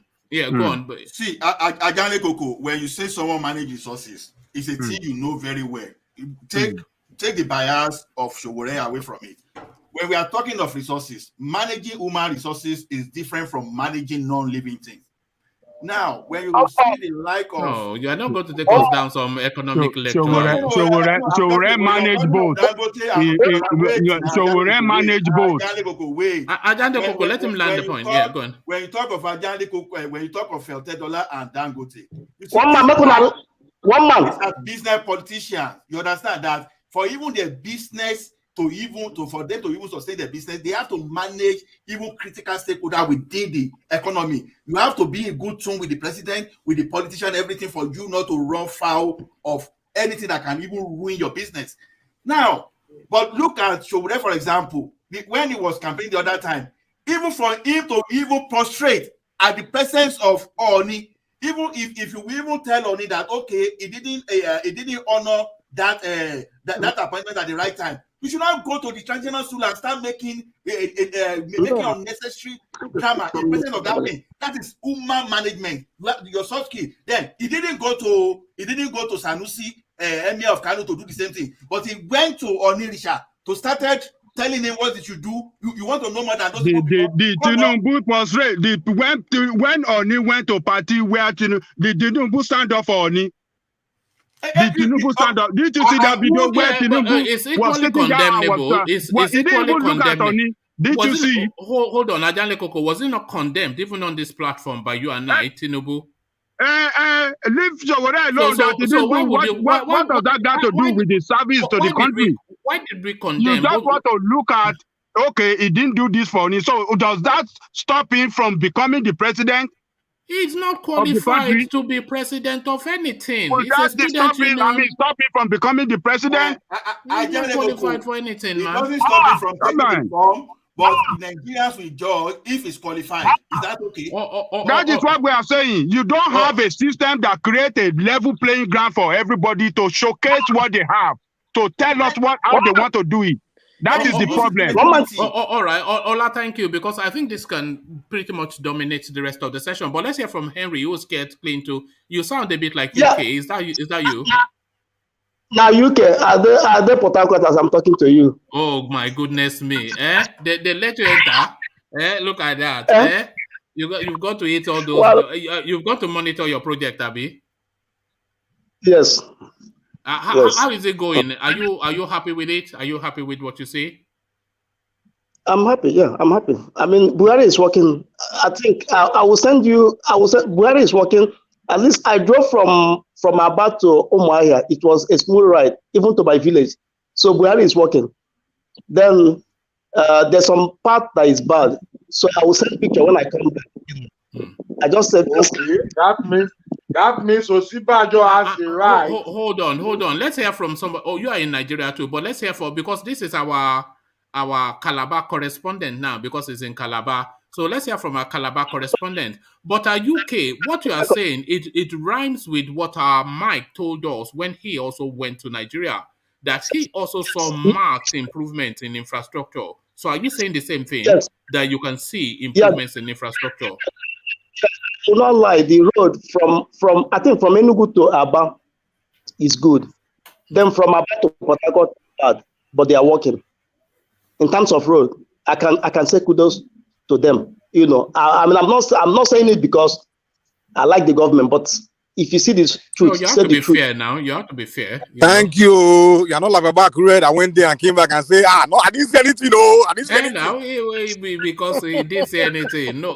And the electricity. Hold on. Let's get out, because I'm not sure how long we may. I don't know what the reception is like where he is. So let's So what about the electricity? Electricity. Do you see any improvements there in electricity? No, I didn't see any improvement, because even as I'm talking to you, I can't even sleep well because of the generator, you know. But I have to look somewhere to hide myself so that my brain can cool now. You know, first when you suffer now, you have to eat it now, because if you don't eat it, other people will eat it now. To make I enjoy myself, you know. This is it. All the Ajuas, they're in trouble. What was the airport like? How was the experience at the airport? The airport, I came to Lagos. The airport, it was hot, but there have been an improvement. But the only thing is that I have a cultural shock, because as soon as I step out from the airport, many people rush me, and when they rush me, thank God the person who can pick me have almost like $20,000 naira, so I have to share the money. They were blessing me. They say you will make more money. I say, amen. I will make more money. Maybe I will be the second target who is coming up. I never know. Let's watch and see. Actually, I miss you all. You know, let me go back to sleep. UK, how you doing? We have been wondering what's going on with you. We've not been seeing you. No. How far have they progressed your project? Are you at a decade now, or what level are you with your project? I'm doing three things in one. My building, I'm renovating some parts. Then I'm doing the fencing. Then in Port Harcourt, they want to start the project. So it's like I'm using one bed to kill one stone to kill three birds. You know, it has not been easy, but thank God, you know. All right, well done. And Ajua and Rebecca, are they keeping you? Which kind of Ajua? Come on, we don't know you. We know you now. I mean, you think I know you. They always call. They always boast about your babes. Don't worry, madam. Man must work. Man must work. Yeah. Well done. So what about safety? Do you feel safe? Well, as I told, I'm always on a low key, so I mix with the crowd. Nobody knows who I am, but they can tell sometimes. They can look at me and say, "It's like you're not." I say I live in Abuja, or Lagos. Yes. All right, brilliant. It's good to hear from you. So we have to be balanced, If we come here and run Buhari down all the time, but we are going to. In terms of road, I will give kudos to them. I won't lie. That's Fashola, man. Fashola. No, I was going to say that was Fashola, more Fashola than Buhari, really. But Buhari signs the check, so I suspect, Good night, everyone. I love you guys. All right, we miss you too. Stay safe. So that's UK, who comes under the name of Henry. So yeah, drop me a line on Instagram. Thank you. Let me go to Ego, because Ego, you've been trailing Oshibanjo all the way through. So he has now made the announcement now. So you give us your reaction first to Oshibanjo's announcement, and then also give us the reactions of the Nigerian space. So how are Nigerians digesting the Oshibanjo declaration? And how are you receiving it as well, Ego? Ego. Yeah, first, let me begin by saying the Nigerian people are really receiving the declaration of the vice president with joy, and they are all across the country. We can see some level of, a man has not even the race has not started. Only his declaration has, put a lot of people in the streets on joy. So that tells a good thing about the man. Then, secondly, I want to force that guy that's come to this public space. I was telling the Nigerian people that a city vice president they're not born and to come and talk. So that guy, I was so disappointed in the guy. You want to wait, let me laugh. You want to flog him. These are the kind of talk that really mislead Nigerians. See, Osibanjo as a man of his own, if your leader in this, a sitting vice president, you will come to the public and say, don't burn him well because of one person. I find that very ridiculous. I see that kind of a person as a misleader to this country. Now, the man has declared. He has not only declared, Osibanjo is going to win the general. A leader has emerged in this country. Take it or you leave it. He is going to win the general election in this country. He will defeat Atiku in Atiku's local government. How are you sure he's even in going this to get country? Take my word, whether you like it or not, everybody in his position. How are you sure he's even going to get the APC ticket? Because he has to scale the hurdles of Amechi and then the bigger hurdle of Tinubu. So how is it going to scale those two hurdles? Okay, wait. Okay, let me tell you. Let me tell you. Hold on. Why Let's hear from Ego. It's on the floor. Let me tell you. Carry on, Ego. Let me tell you how we secure the ticket. You know the mistake that Ambode do that sent him out of power in this Lagos. It was because he adhered to his master and refused to make decisions as a man. Osibanjo has come out of this country and has told the Nigerian people that he has no godfather or godson or anything. That is a man of his own capacity.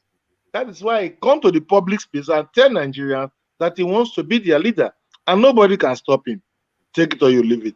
That is why I'm telling you that he is going to get the ticket because he is so God. He had the gods to come forward and demand for it, and Nigeria has been clamoring for it. This alone are you not makes biased? Me believe Are you not biased? The ticket is going for him. Are you not biased somewhat, Ego, because you've always championed Oshibajo, so we don't expect you to say anything differently from what you're saying now. For months and months, you've been coming here to talk about it. I am not biased. I'm not a Yoruba man. He's your man now. He's your man now. Oshibajo is your man. I'm a Nigerian. I'm a true Nigerian. I'm not Biafra. I'm not Oduduwa or War. No, I'm a Nigerian. Our Osibanjo just came out to tell us that he need a Nigerian that speaks Nigerian language, not Nigerian that speaks Yoruba and Hausa and Fulani and this and this. See, nobody, no power for this country, Nigerian today, will stop that man from being the next president. You just watch the way the trend are going. I don't normally make predictions, but I'm a prophet. When the time comes, I will give you the prophecy of the next president of this country. Like because when I tell this brother that Osibanjo will declare in this country, they said it's a nonsense. But now he has declared. And Thomas has disappeared from here. After insulting our sitting vice president. I am here, my brother. I will not disappear. I am here. All right. You see, you went too far. Next time, you learn the lesson. Don't go so deep. They say they don't burn out well. But you say you just give yourself room to escape. No, I'm saying to Thomas that he should have given himself room to escape rather than go, they no burn out well. You see? Yes. Yeah. They no burn out a man. Come on, a son. Because what even I was not sure that president is an insult to the man. That guy just insulted the sitting vice president. To me, and it's misleading to Nigerians. We need capacities. See, one man listening, a leader has emerged in this country. Whether Nigerians like it or not, a leader has emerged. People are declaring, have you seen any excitement? When Osibanjo declared all over Kano, they were drinking beer. I lost Hello? No, you're back now. When Osibanjo declared the whole of Kano, I'm not telling you of west, south now, south. When Osibanjo declared the whole of north central and north, they were drinking beer. This is to tell you that a leader has emerged. How can you say you're drinking beer in Kano? Come on now. Please, let me land. Nobody will stop this ticket from getting into the hands of Osibanjo in this country. And I said it before you today. He is going to claim the ticket and is going to defeat any of his opponents from the north in his local government in this country. I lied. Did you know what went out in what happened in Adamawa State? What happened? What happened? PDP cleared the whole local government there. Forget about PDP. What has that got to do with Oshibanjo? Hold on. What does it get to do with the president? Rational man. Hold on. That's a different charming stance. Hold on, Ego. Let rational mind make that because I'm confused. What has that got to do with Oshibanjo? What has that got to do with Oshibanjo? Yeah. He said Oshibanjo would defeat what's his name? This man, the man from Adamawa. Atiku, yeah. Atiku in his local government. Yes, in his local government. No. I think it's just in that's a celebration. Hold on. You will see an Abiola era of democracy playing in this country. No, let me talk. It's my I have the space. Allow me speak because my line can also go off. Let me use my space. So when I'm not there, you can meditate on what I'm saying. You moan too much. Carry on. Yeah. No money, no. See, a leader has emerged in this country. we will see an Abiola kind of election in this country where he defeated Tofa in his local government. That is what we will get in this country from Osibajo. Mark it here. I told that guy to bring his 10,000 3 days ago. Now he has disappeared. You want to bring your $1 million. Osibajo will be the next president of this country. Ah, no, they're not a politician. But I've seen how it is, and I've seen what's going on. I know that this is what's going to happen at the end of the day. A man who is accepted in every nook and cranny of this country, from the desert of Sambisa Forest. All right, no, don't start. No, okay, okay, settle down. No, you are not the campaign. Sorry, the campaign has not started. But Ego, can you hold on? Ego, hold on. Don't make me. I say hold on now, please. Now, I'm even going to share with you. Are you looking at a screen? Sorry, I didn't hear you. No. That's fine. Are you looking at a screen? Are you looking at a screen? No. Oh, I wanted to share something with I'm you. just looking. I'm focused on where we are now at the screen. Yeah. Oh, are you driving? Oh, okay. Can you see on your screen now an image? I can see very well. Okay, I wanted to share that with you. I don't know how well you can see it, but this was something that Solly sent to me, which we had a look at in the earlier session. So this is from a northern group. This is from a Fulani Hausa social media space where we have inserted Solly as our agent there to monitor their activities. So this is what the Hausa Fulanis are saying amongst themselves on social media. So they ask themselves the question within their social media space. And this is the question, Ego. It says, who will you prefer as APC presidential candidate in 2023? So this is what is being asked by the Hausa Fulanis amongst their groups. And the names they've come up with are Bola Tinubu, Bola Tinubu, Yahaya Bello, Oyemi Oshibanjo, and Rotimi Amechi. So that was the options they gave them. And out of that option, Bola Tinubu scored 16%, Yahaya Bello scored 12%, Yemi Oshibanjo scored 57%, and Rotimi Amechi 15%. So even amongst the Hausa Fulanis, it looks as though sorry. So that's why I was. If you had listened, I was supporting you. Yeah. This man, he has an award lineage in him. A leader has emerged in this country, and nobody is stopping from being the next president. You can say whatever you want to say. The wife now. I'm telling you my position. Take it or you leave it. All right. A leader has emerged in this country, and we are watching. We will see Nigeria rising. Ego, but I will know didn't win. This is my position. Whatever is your position is yours. I've told you guys before. I am ready to be Osibanjo bodyguard without bulletproof. I am going to stand in his front with no bulletproof. But don't you think he's a betrayer? I will not wear bulletproof to enter bullet for him. But Ego is what happened to him 2 days ago. Yeah, I reminded him he was snoring. I told him we spent 5 minutes listening to him snoring. I was waiting for this guy. He's not talking to me. And I dozed off. Before I could know, it's 5 o'clock. The show is over. All right. All right. Sorry, this is my position, brother. I want us in this platform to come together as a people and pick a better candidate for Nigerians. See, a lot of people watch us here, and we must make some kind of choice that is favorable to our country, not by coming here to just argue baselessly. It's when we push a point, it comes to pass.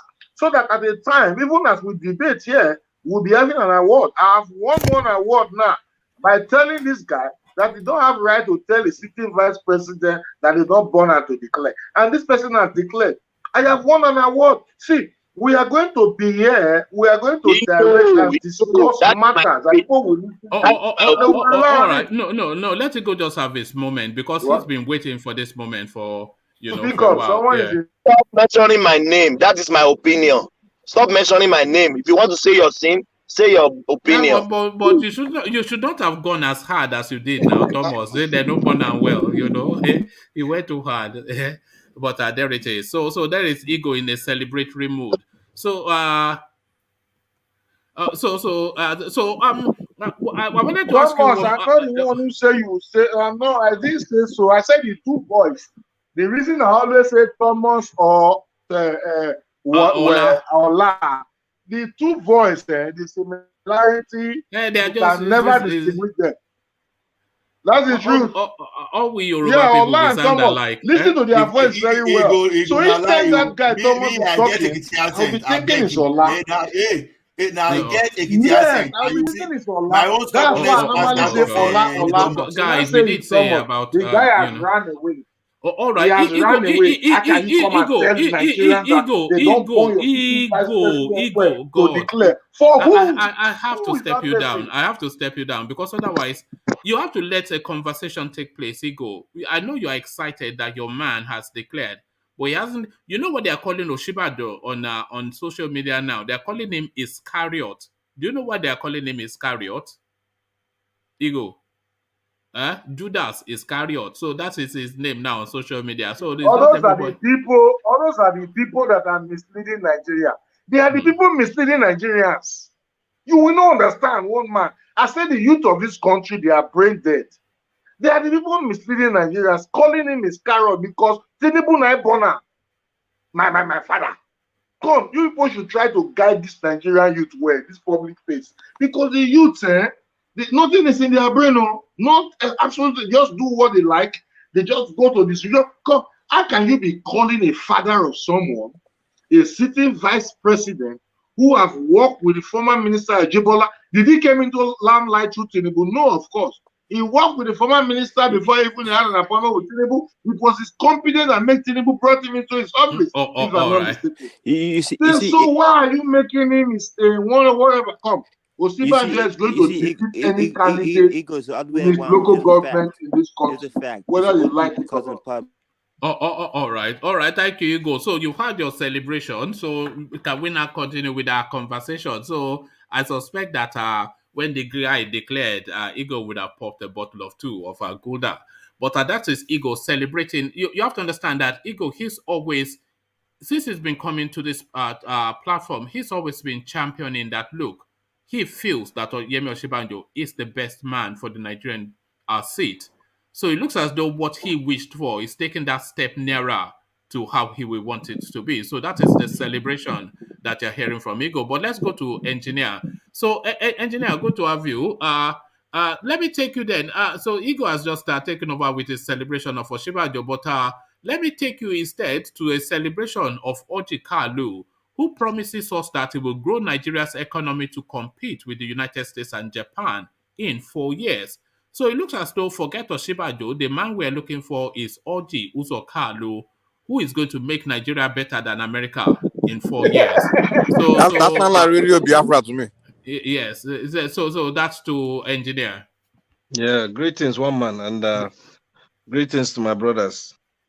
One man, before I start, let's do our best and see if we can still have the ladies back to the house, to be honest, because the house is full of men. No, we encourage it now, but why would they come when we have people like... Where is Pia? I don't know. When we have people like Mike and Igo around, women won't come now. Women don't like to be around people like Mike and Igo. But women don't like to be around people like me because you are brash and gruff and rowdy. Back. All right, yeah, Engineer. So it depends on the woman, man. Yeah, here we go. Thank you, woman. To be honest, woman, Nigeria, as of our lovely country, I will say that's his own opinion, and good luck for him to come out to declare that he wants to be Nigerian president, because it's good. Everyone should come out. It's something we need to realize. Talk is free. They don't charge for talk. So, and we're in the freedom of speech. So everyone can come out and talk.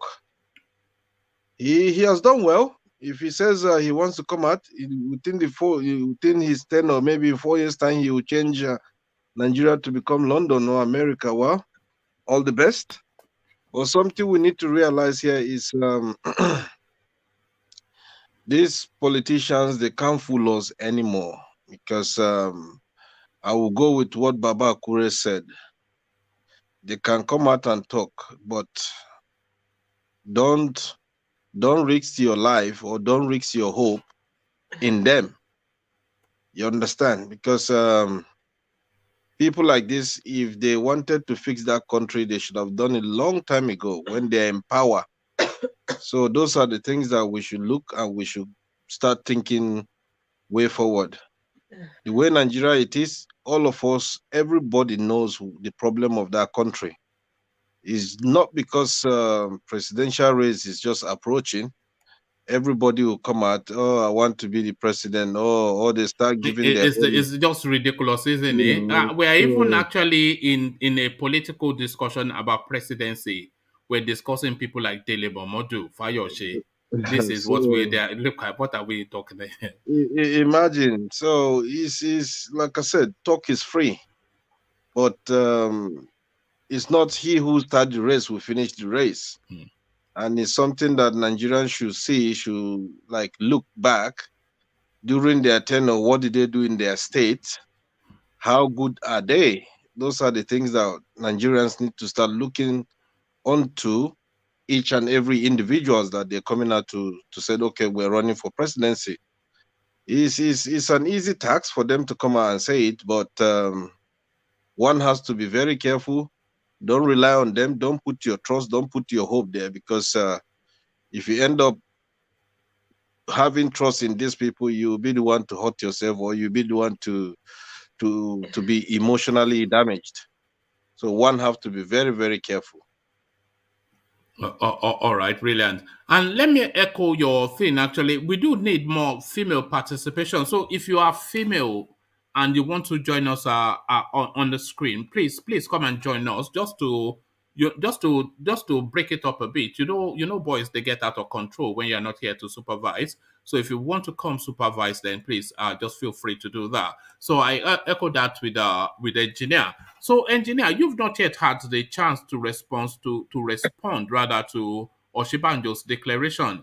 So what are you making of it? Oshibanjo comes into, and the whole place, you see you can hear the excitement in Eagle's voice as I'm sure he's dancing around his front room. But do you share in that excitement about this guy's declaration? Well, I still stand my ground, and I will say something here. If he said he wants to come out for APC, white powder, I pour white powder in my body. White powder. I am rubbing powder everywhere on my body to celebrate this party. Okay. My God. Well done for you. This guy is a character.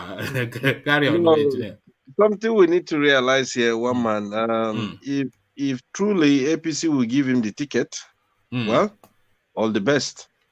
But something we need to understand again. You see, Tinubu is on his way coming out, and Osinbajo is coming out. I think, and the both people, they are cultural people. They're from the same place. So what is that narrative telling you? Do you think they are going to dilute each other? Do you think they are going to, like you said, they come from the same space? So do you think they are going to dilute each other's ambition?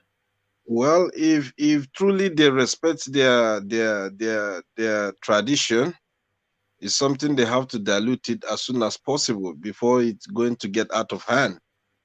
Because if they end up not making progress and pushing one person to go for it, that means the Yorubas will call on the Onis and the rest to start cautioning this kind of people.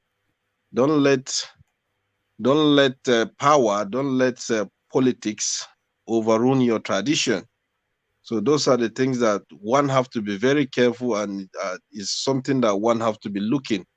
Because if he's coming out, that's fine. All the best. Do you see a Nigerian president in him, Oshibanjo? Do you see a Nigerian president in him? Well, you never can tell. You never can tell, because some time ago we have a APC president, which he said is coming for change. People woefully come out and vote for this guy, and the result is what we are facing today.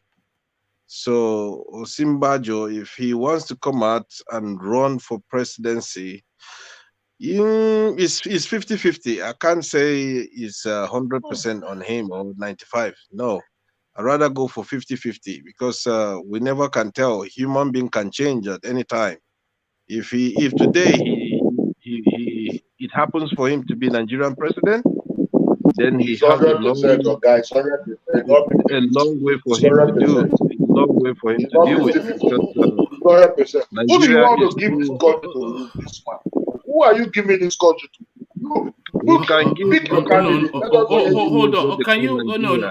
Hold on. I have to. Yeah. Yes. Sorry. Carry on, engineer. Yeah, we can give the country to somebody who knows what they call the definition of Nigeria, because Nigeria is a country that if you don't know how to deal with it, then the country will deal with you, and this is what is happening now. Nigeria is too big. It's a massive country. You have to know the definition of Nigeria before you start even thinking of going for the presidency and how to sort things out. Otherwise, forget it. I always say this, forget it. Osinbajo, well, let's see what we take. Because some time ago in this platform, we remember how Tinubu has been flying every state, At the time, people are asking, is he not the old man that he couldn't do this and this and that? But he's doing well. He's doing well. I think now he's a bit kind of slowing down and to watch the other opponents, what are they coming out with? Then maybe he'll continue his own racing. If Osinbajo wants to go for it, all the best. Like I said, I can't put all my hope in them. I'd rather choose 50-50 on him. All right, engineer. Engineer, I want to show you this photo. This is a wedding invitation photo. There's pre-wedding photos, and then the wedding invitation I'll show you as well. So I want you to react to the couple that you see on your screen. So can you see it? Yeah, it's coming up. Yeah, what strikes you in this couple that are looking to get married? How old are they? That's the question.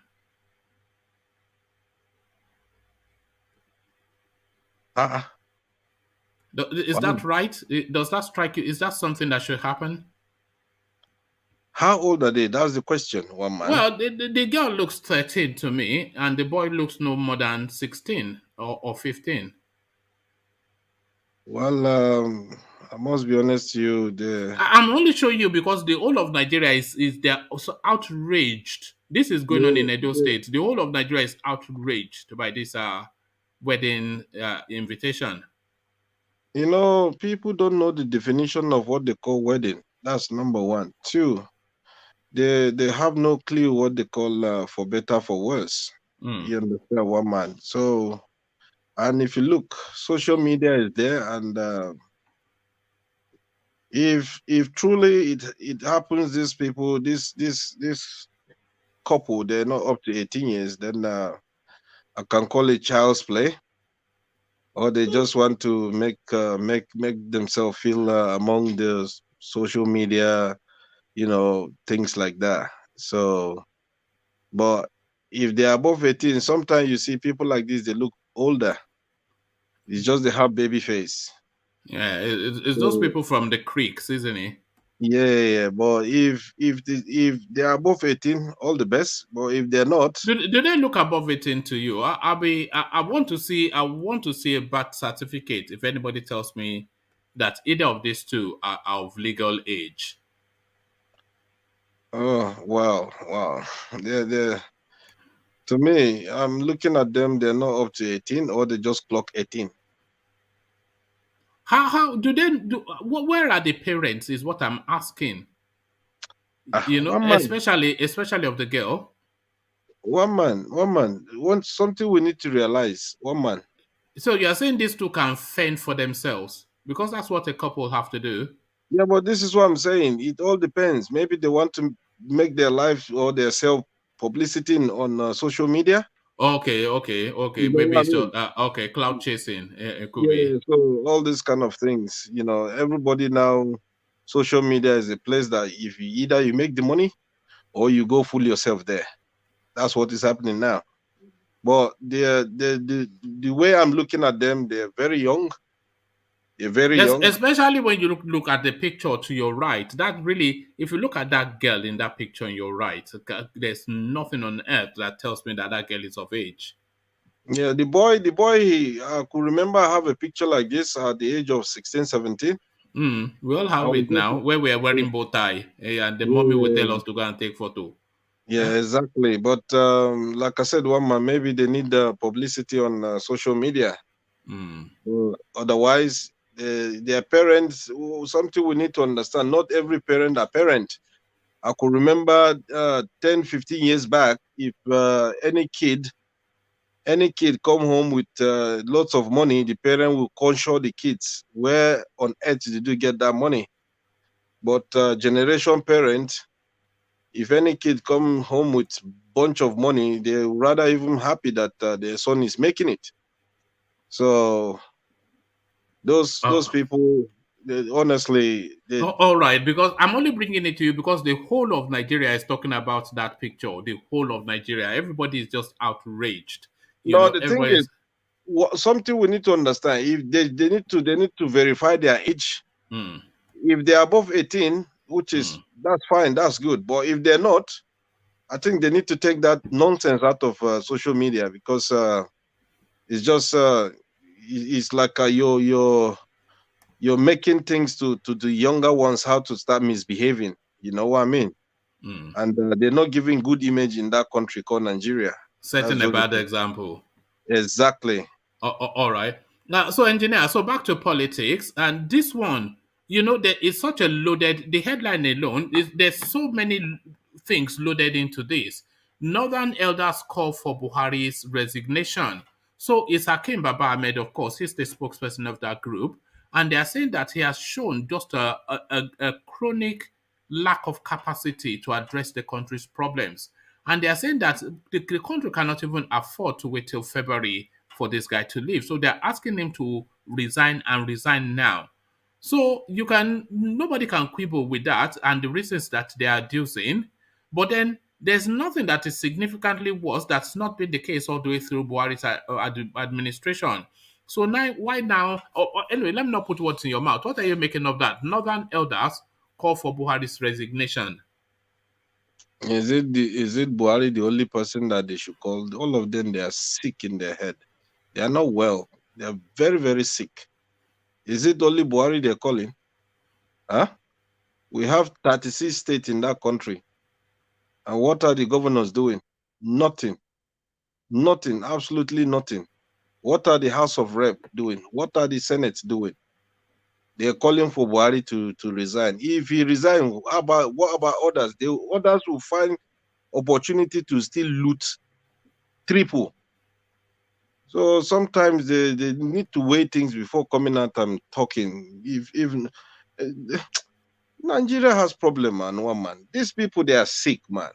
You know that the country is in a mess. We all voted for this man. So if the man is not doing well, from the top till down, all of them, include all of them, don't include one person, all of them should step down, should resign.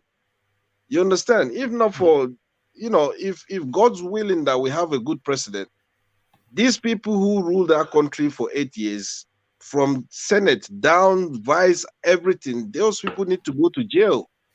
They need to account for what the money, one, they have been borrowing. Two, why is it people elect you and the country is like you elect a lunatic or somebody that don't have brain to manage every state? So things like this, is it now they're coming out? They should be careful before Fulani will go there and flog them. That's all I can say. They should just keep quiet. Engineer, what is your anticipation for 2023? What will happen in 2023 that will satisfy you somewhat? What is your anticipation? What is your hope and expectation for 2023? Oh, one man. My expectation is too high, but I will just break it a bit. In terms of security, that's number one. Security-wise, and good road and electricity. That's all I need. If they can give that one to Nigerians, that's fine. They should keep stealing the money. That's all we need. We need good road, lights, and security. That's all we need. We don't need anything further than that. If they like, they should develop the road, develop anywhere. It's up to them. But just make sure security, because it's in this democracy that I've seen how people die. You know what? I think it's the highest record in Nigeria. The way I'm seeing the level of how people die within the 8 years of this APC presidency, because the way things are going in that country, Nigeria, is just completely. Everybody know. Today, you call anybody, anyone in Nigeria, they will tell you that the country is completely messed. So if they can give those three things, one man, I believe Nigeria will bounce back. And who would you like to see sit on that seat in 2023? Huh. What a good question, one man. Well, if APC push Osinbajo, all the best. If PDP pushed Atiku, all the best. But if PDP should come under Atiku, I can see a little bit changes in that country. There will be a little bit change, but the debt will still be hammering us. Then if you come to APC, today they said that they put Osinbajo, there will be changes, but there will be more killings. That's what I see. All right. So not anything that really fills anybody with real hope or anything like that. No. I won't advise anyone to have that 100% belief in these people. Okay, Baba Akore's approach. Can I ask a engineer question? Are you saying that Atiku will solve the problem of insecurity? There'll be no killing? I'm not saying he's going to solve 90% or 100%. He will do his best. He will do his best in terms of 4 years. He will do his best. Then after that, I don't know what will happen. I can't predict. Okay. Because right now, what he would do, if today Atiku should come out, what he would do, he would checkmate Buhari lack of insecurity in that country. That's number one. He will try to prove to Nigerians that things are going to be better. Then he will stop in terms of this insecurity, everything will become normal. But something we need to realize, not based on what, engineer? After 4 years, what will happen again? That's the question that one needs to be thinking. Because Atiku, remember they tried to pull him down. They tried to say so many things about him, which he has to clear his name and to prove them wrong. So those are the things he will end up doing. And if he's doing it, that will chop up, that will take 4 years away. Add to that. But go on, sir. They said so many things against Buhari, and he tried to prove the same thing. The fear now is this: Buhari, unofficially, people accused him that maybe he was even a Nigerian because everything he did, he worked against Nigeria even as the head of state, right? When he voted for a foreigner for a position in a critical position at the OAU. Then, secondly, now this Buhari is a Fulani. And we know what Buhari has been trying to execute in that country, right? Now, this Article 2 is a Fulani that people are still even contesting his citizenship of Nigeria now. So how can you guarantee that this article we are saying will not be, because Buhari drivers for over 20 years, going to 30 years now, is a Christian, for example.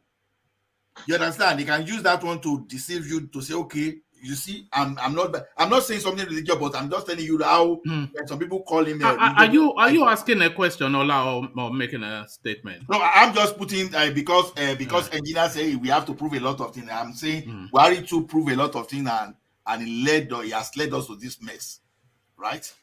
Yeah. So, what would you say about that? Well, something good question, but something you need to realize here: all fingers are not equal. Your fingers, they are not equal. So whether the Buhari or Atiku, they come from the same place, they don't eat the same kind of food every day. So there's a little bit kind of little hope in Atiku. Atiku, what he will do, like I said, he will do his best to tackle insecurity first, to make sure that he prove Buhari wrong. And also something you need to realize is the same Fulani man, but he would like to play a part that they will call him a civilized Fulani. And he will play a part that will favor, let's say, 65 to 75% of Nigerian people. So those are the things that Atiku would definitely deliver in terms of insecurity compared to Buhari. All right. Thank you, engineer. So, engineer, let me take you to Dave UMAHI, who has somewhat found his own level. He's dropped his presidential ambition to now go for the senatorial space. And you know, traditionally in Nigeria, when they leave state house in the states, they always go to the Senate, but he wants to go one up and go to Aso Rock. So it looks as though he has found his level. But what are you then making then of this dose of reality that has happened upon this fella? You see, one man, I don't know. Nigeria need to wake up. If they can change part of the constitution, that would be very, very nice. I can see Nigeria going to do better.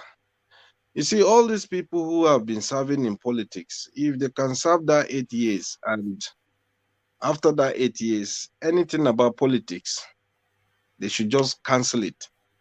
Because people like David now trying to jump from here and there is just what kind of example, what kind of leadership is he showing to Nigerians or to the world, you know? Because people like this, they already make that money. So why can't you allow the young generation coming in to occupy the space? Why can't you step down, maybe as a good leader or as a bad leader? At least give that space for people to come in. Nigeria, we have thousands of graduates, thousands of people. If you go abroad, you see many talented Nigerians. One of the reasons is the country is not moving well, it's not doing well. That's why they have to leave. So things like this, people, they need to sit down and think. They need to think, how can we do so that every Nigerian will come back? You don't have to put up your hand at Charles. We are not in the classroom. No, he wants to interject. So come in, Charles. Go on, Charles. Yeah, I think David UMAHI will be a good president because what he built in Bonny State. See, I keep saying this that Igbo guy will save Nigeria. Now I keep shouting to Nigeria here. All right. Okay. So this is for your benefit. So this is for your benefit, Charles. UMAHI speaks on dropping presidential ambition. So even he does not think he can be president. So I'm not quite sure if you have more confidence in him than he does in himself. You see, do you know why UMAHI is saying that? UMAHI knows that Nigeria people are scared. They want to scare Nigerian people know that Igbo say Nigeria, but they don't want to hear that too. They know that. All right. Okay. Here's a fact. Look what Soludo is building. Look all the if you have the choice. Soludo has not built anything. Soludo is only 3 weeks in. This goes because the guy he built Albert Airport in half a year. Who did half a year?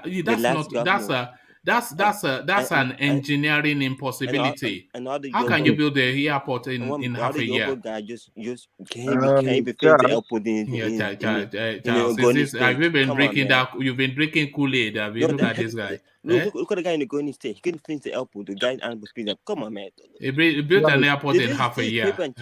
Engineer, you are an engineer. Is that possible to build an airport? Nigeria has never ever gotten into that. Please and please don't give yourself that wrong impression. And don't look. You based in America. How they build structure, they build it based on how they just fix the pillars. You understand? It's something they already run the program on Peace Pies or whatever they do to get that. To get the result. I'm saying why I say you percent Nigeria. You people have a culture. Igbo guy will finish with the able to which area. That you people are smart people, not dumb. You people fix the area that's bad. Nobody thinks Igbo people are dumb. Nigeria don't realize Igbo a gift to Nigeria. Nigeria don't realize that until now. Igbo is a gift to Nigeria. I keep saying this. I'm keep shouting to kingdom come. Something you need to understand, please and please and please. You see, we have different culture, different tradition, different religion, different, background where everybody come from. Listen, if anybody says, oh, Igbo are this or this or that, remember, without them, if they're not there, that thing will not be delivered. You understand? So always have that impression in your mind that Igbo are doing well. You understand? So do other tradition people are doing as well. You understand? Everybody, we are all Nigerians. So things like this, let's just focus on how that country will be good, instead of maybe accusing ourselves, oh, I'm from Igbo land, or I'm from Yoruba land, or I'm from Hausa land. Please, let's just keep that thing aside for now. Let's try and see how we can fix that country called Nigeria. Then things can work well. Then later, maybe we'll start pointing finger, okay, I'm from here or I'm from there. You know what I mean? Because things like this, if we keep doing it all the time, we're not giving good image of that country called Nigeria. Because all of us, if Nigerian today is good, all of us will go back. That's just the truth. We shouldn't lie to ourselves. But I think you kind of like hesitate. What I think, like, has the other tribe Nigeria had tried to rule Nigeria? I've heard the roof. That's a fact. The other tribes have tried to rule Nigeria, and they have a failure for 30 years. I keep saying, let's give the tribe a chance. You people have shown Nigeria. They could have said Nigeria have shown by development, by courage and determination. That's a fact. The other, I'm sorry to say this. I know the truth bites. It bites. I know it bites, but it's the truth.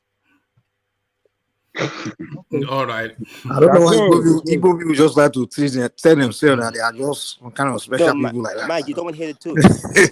No, that's the truth. They will tell you that children, oh, the Igbos are this, the Igbos are that. Oh, the Igbos are the only one. The Igbos are beating everywhere. They're beating Lagos. That's the truth. Get the hell out of here. What has Igbo done to Nigeria to make Nigeria go? How have they made Nigeria good? They have done nothing. Hey, let me tell you something. Why is Igbo land looking jacked up, man? If you guys are the best in governance, because you guys don't want to hear it. I know it bites, but don't worry, it shall come. Okay, it shall come. We shall work on. All right.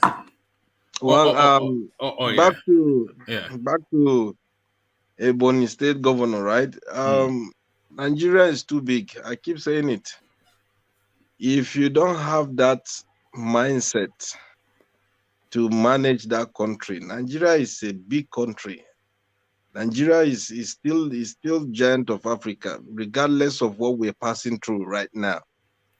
You understand? Because that country, if you are not strong enough, you can never control that country called Nigeria. And for him to say, okay, he wants to go back to Aso Rock, all the best. I wish him the best. But I think time is coming whereby people, they need to start questioning all these leaders. For the past 8 years, what did you do? What did you Did you make that? Did you impact something in youth that today or tomorrow they will end up calling your name or remembering your name in Nigerian history that, oh, you're a good person? So I think those are the things that one needs to start focusing, or one needs to think. It's not all about money grabbing or chasing money, running up and down and the rest. No, Nigeria needs to start looking forward to see how all these people in power, what have they achieved or what have they done in their previous record? What did they do before jumping into another side of politics again? So it's something, if Nigeria can start focusing on things like this, honestly, there'll be a lot of changes, because these people, they can't be playing with people's mindset. How can you run from plan A to B, from B to C? You're just fooling yourself. I must be honest to you, one man. All right. So you mentioned something just now, engineer, that about that we need more females on the screen. So why do you think we don't have females on the screen? Let me show you. What do you think we can do to get more females on the screen, engineer? Yeah, what we'll do, one man, is to make the platform so welcoming, and also because the platform is like kind of for the last week, I can see too many arguments and too many men talk more than women. And it's something we need to, we are all here to educate ourselves and to seek ideas, seek opinion, and see how things can move forward.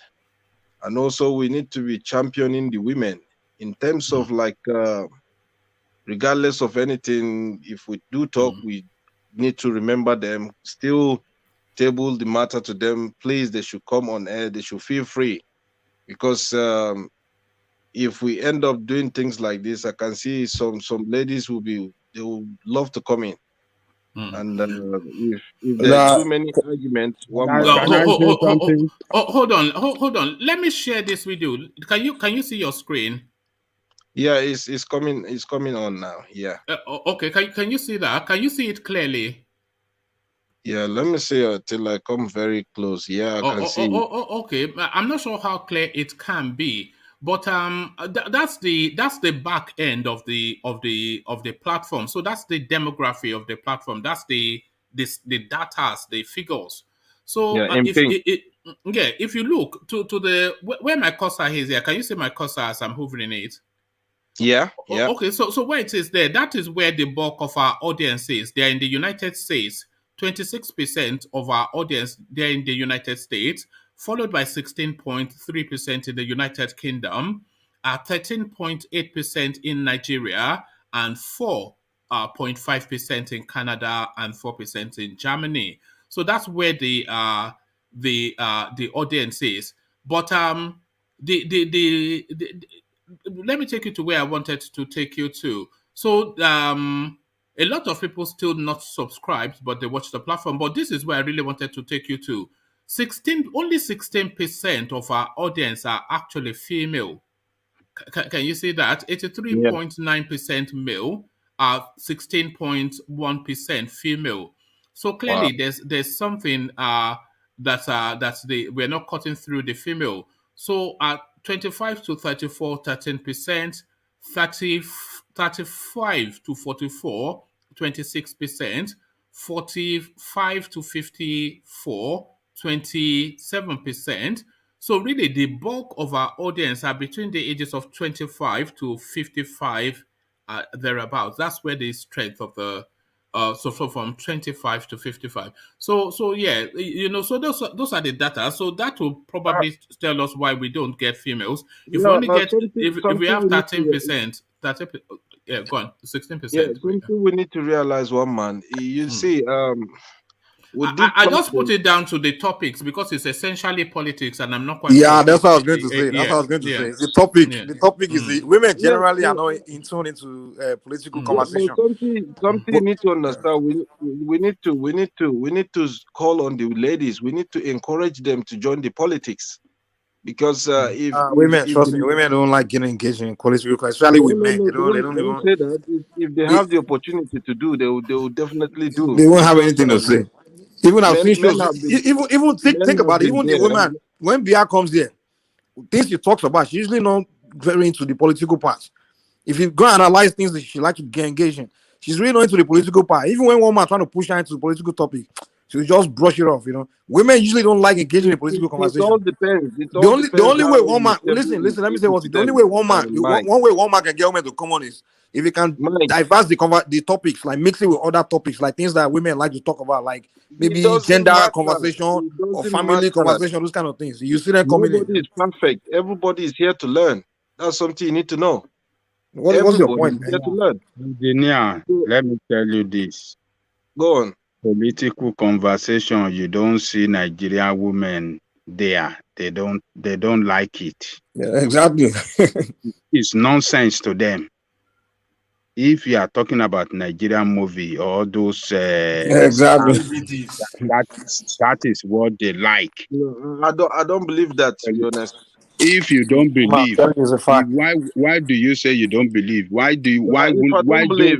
we not seeing them here? Why are we not seeing some of them, like the way the men on this platform, they do argue, they do talk. That is the nature of politics now. That's the nature of political talk. We are That's here the nature of politics. You think we become in the top politics and we're talking also? People here to give false information that causes a lot of havoc in this platform. No, engineer. Even in Nigerian politics, do you see how many women do you see there? They call it a big one man show, like all those Big Brother now. Now women go to give them opportunity, they will do it. That's something we need to understand. Recommend how kind of opportunity you want to give them. In terms of how the government of Nigeria they are now is a failure. I keep saying it on this platform. Why can't they give women opportunity to run the country? Let's see. Let us talk about this platform. What do you think we can do to bring women in? What we can do in this platform is to start championing them, is to start giving them hope, is to start telling them they can do better as well. How do you want to direct it? How do you want to direct that? Championing them in the sense of what? Look at what you're saying. Come on, women have to join the politics and make things work for good. And we are telling you, they are not interested. You are coming here. You cannot force them. They don't do it. I have wives. We go to their house. We have wives. We know the way they react to politics. All this one where we they talk, self. They go say all this nonsense. Where na they talk. Where na they talk. Where na they talk. If women are coming here, if women are coming here, one man can give them priority. But when they are not coming, for example, what can he do? That's just the problem. But they are not even coming at all. It's not one man issue. It's our own issue. One man is our own issue. We are the ones need to listen. What engineer is saying is that the tone is too aggressive, and then women will not want to pass because they don't want to come here and be shouting with men, especially Nigerian women who have been told to respect men. Is that what you mean, engineer? Exactly. But that's the nature of the man. Well, what is the nature of politics? Politics, the nature. I mean, when you do political talk, is about talking strong and matching the thing. And you see, men are always aggressive. Yes. Football politics, you see, men are always aggressive. You never see women there. But when you are doing something that is a romance, all those shows, all those celebrity talk, I bet you, women will make 95% of this. Germany, they have a chancellor which is a woman, I believe so. Australia, they have a chancellor which is a woman. I don't want to mention name. I can mention some shows that how did they get into that politics? How did they get into that politics? Something we need to start championing women for them to join as well. You understand? So those are the basic things that we need to do. The men are a complete failure. For the past 8 years, what is happening in Nigeria? Is it not men that are doing all the atrocity? So we should talk later. No. If today we you are making different points, man. That's not the will be a bit okay. Patient Jonathan na woman. Madueke na woman. So is this thing corruption in Nigeria has no gender? Engineer, if you look at the purple like color on your screen, you see one that runs long. Can you see it? Let me put my You may not be able to see the figure, but can you see where my cursor is there? Yeah. That is the men on the platform. And then can you see the one on top of it? Correct. That is the women on the platform. So those are that's a 28-day snapshot of the engagement. So in the last 28 days, and this runs through the history, especially the live streaming. When I used to do just those audio things, a lot of women used to come because I think they liked the way it was being presented. But this one that we come and buckle it out, 83%, 83.9% male and 16.1% female. So that is what we're seeing on the screens. That is why that's what we're seeing on the screens. I don't think it's especially a topic that but as Mike said, maybe we want to, and I've been trying to do that. You have to mix the topic, man, because you only talk politics. I was trying to tell you a while back, like, but one man needs to put other topics, other issues. If you want your platform to kind of grow, you have to mix the topics, because that's one guy that successfully, one YouTube guy, I need to go and listen to him. The guy said that was the secret. Like, he said when he used to only talk about one particular kind of topic, he said, man, his channel wasn't growing, but he started mixing it in a sense. And then, before he knew it, some people started showing interest. So there's some topics where women like to talk about, you understand, they engage you. This young couple, like that's all those kind of things. You see that girls like all those kind of emotional topics. Like Bobrisky, all those we've been trying to do Bobrisky now, but we don't have the language for it. One easy thing you can do is find one thing that women in Nigeria are concerned about.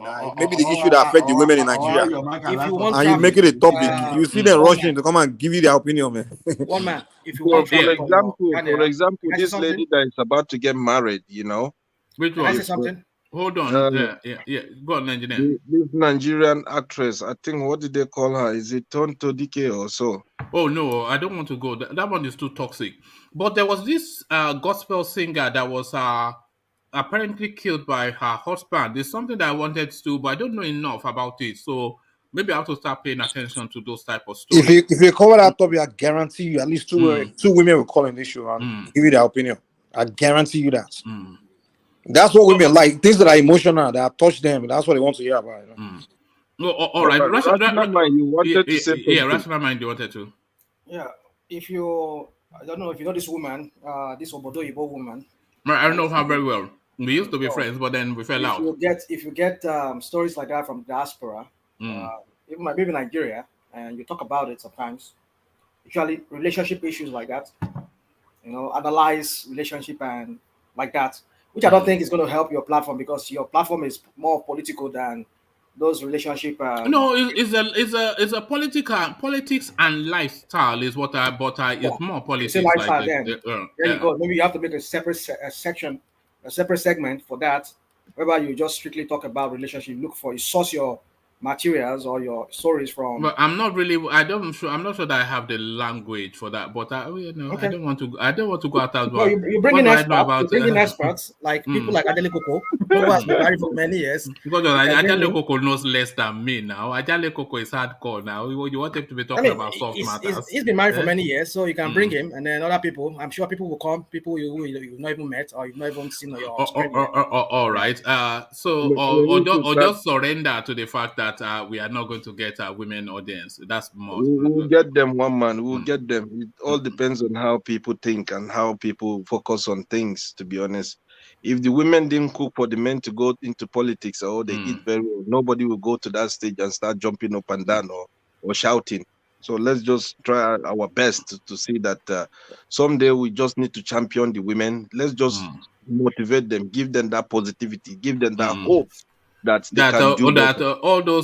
was sending home for my house to be built. Oh, she was 20 years in America, but when she went back home, he went home to take a wife. Man, do you follow this guy? This guy Franklin, the guy's in UK. Franklin, he's making waves on. Do you know that most of his followers are women? Because but you see those headlines those are Franklin headlines now. Yeah, the guy, I was 20 years in the UK, and then I went back home. I sent 50,000 naira. I brought him from Nigeria, and then he did, that kind of. Once the guy opened the lines, women are start pouring in. Because that's what it talks about, relationship and whatnot. But we have to find a way to attract more women. But the point is this: I've heard that people advise one man to this. See, if one want to be Oshaka, let the person be Oshaka. If you want to be Oshokobo, if your product is to give political knowledge and to liberate Nigeria, focus on that. If you start mixing things up, at the end of the day, you will lose focus. So that's right. If you want to bring women in, just find a way to let them contribute, not by trying to divert the focus of the channel. Because the critical stage we are now is that we need to re-educate or to make Nigeria learn something about politics. We've lost politics. We've lost interest in politics. But the data doesn't read well. If 84% to 16%, that's not a good. One man, that's not a good audience mix. Fighting all the time. One thing about women, our women doesn't have time for all this nonsense we are doing here. It's nonsense to them. Political talk is nonsense. They don't have time. They are too busy than to come and be talking politics. They don't understand it, and they don't want to understand it. It's something that people are really interested in, that they can join. It doesn't attract them for one kobo. Politics does not attract them at all. We all live with women. Have you seen your wife so interested in Nigeria? They don't like it. What they like is different. Do you know how I started this thing, streaming that I do? I used to try to have these conversations with my wife, and she said, "Just go and go." Exactly. She will tell me all this nonsense that you people are talking. She said she saw some guy talking about it on YouTube, that I can do it too. That I should go on YouTube and be talking about it. Exactly. She didn't want to hear you. It's not Nigerian women nature. It's not Nigerian. They are too busy. They want to cook. They want to do things for their children. They want to do some other things. They don't have time. There's Sally. There's beer. You understand? Let me tell you, the reason those ones came not because of the politics. They came because of the ethnic conversation. Those ones have interest. Those ones have interest. Came here for the Biafran thing. That's why she came in. Two women should come out and look at Sally. If you carry a lady to a view center to watch football, by the time you do it 2 or 3 times, Sally has contested the election before. That is what drives her. The Bia is pro-Biafra to the core. Exactly. So when you are talking about Biafra or you are talking anything against Biafra, she will jump there and she want to attack you or defend the Biafra. So we should know their nature. Yeah, but my own wife, if we are talking about Yoruba nation, it doesn't concern her. This is way forward. You understand, Ajale Koko? Even though it doesn't concern her, but she's still talking based on Nigeria. Yeah, what I'm saying is that, look, what I'm saying is that let us continue driving it the way we are driving it. One man should not lose focus by mixing all things together. You can never lose focus. Continue like that.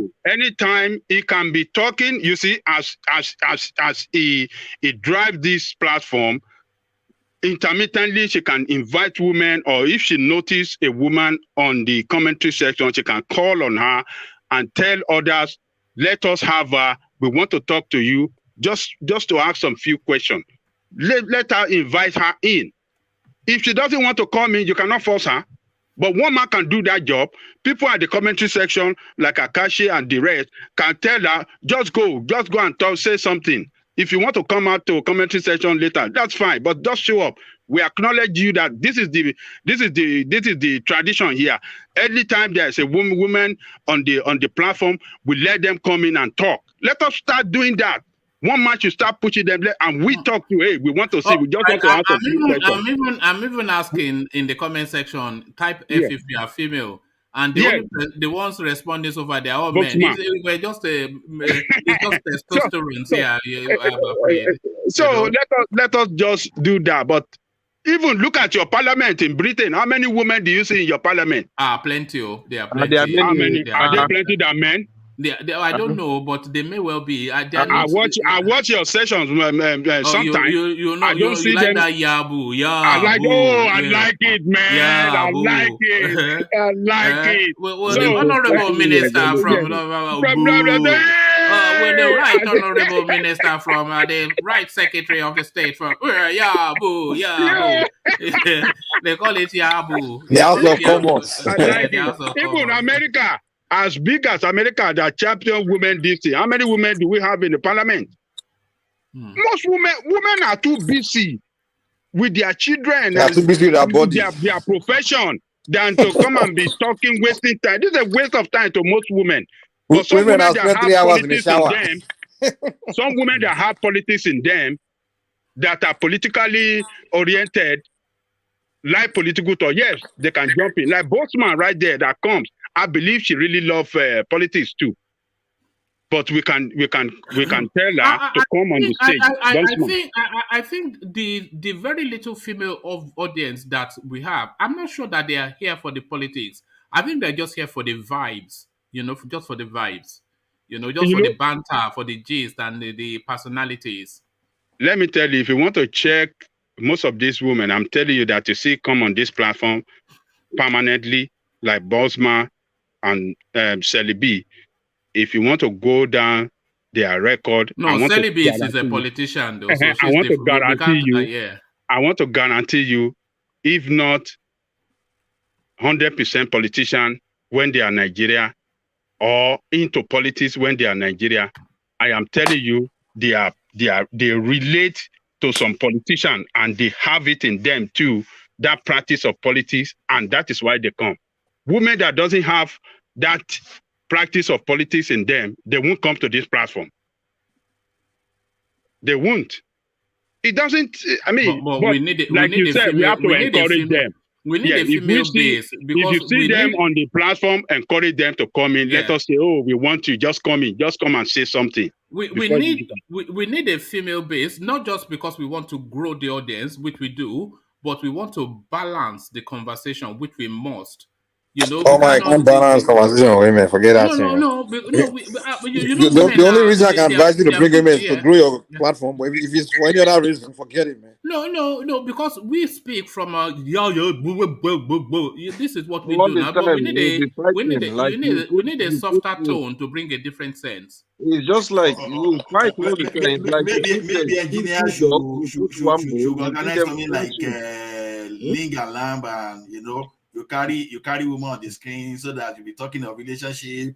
Occasionally, you wear nice fashion designer. No, this is what the engineer is doing now, coming here like a Jedi master. Exactly. Put big chain, talk about your new private jet, all those stuff. Honestly, then go yappa for you. Oh, all right. But no, we must get more women. But thank you, engineer. This is something I have noticed as well. That we don't have that balance of sufficient enough female voices. Thank you, engineer. I wanted to go to this person, who I hopefully is still with us. I've been looking at the name all the way through to make up my mind how I'm going to pronounce it. So Agbalagbi is is it Agbalagbi?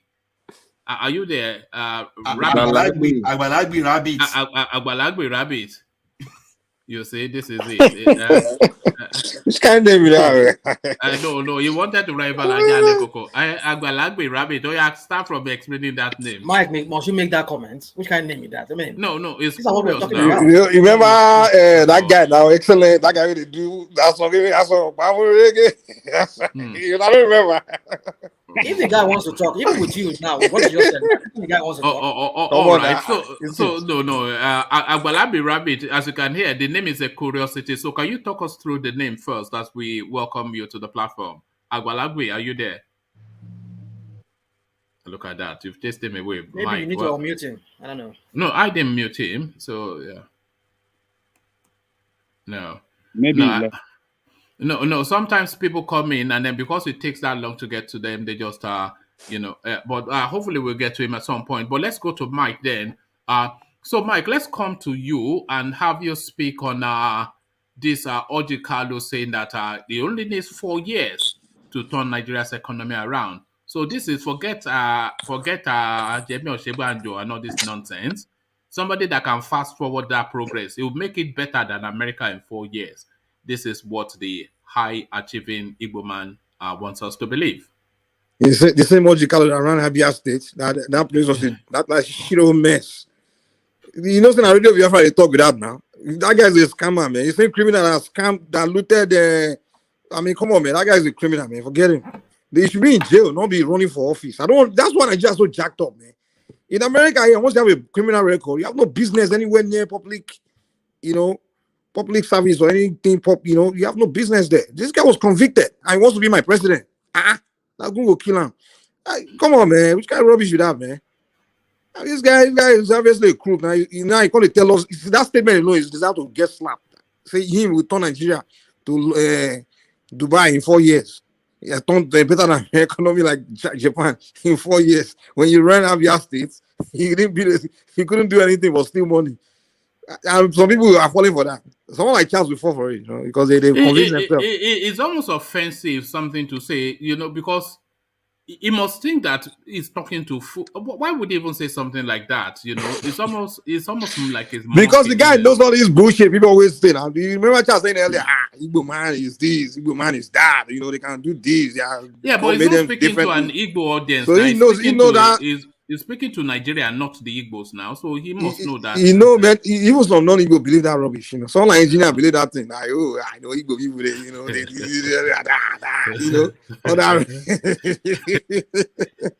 they God forgive you. So he won't use that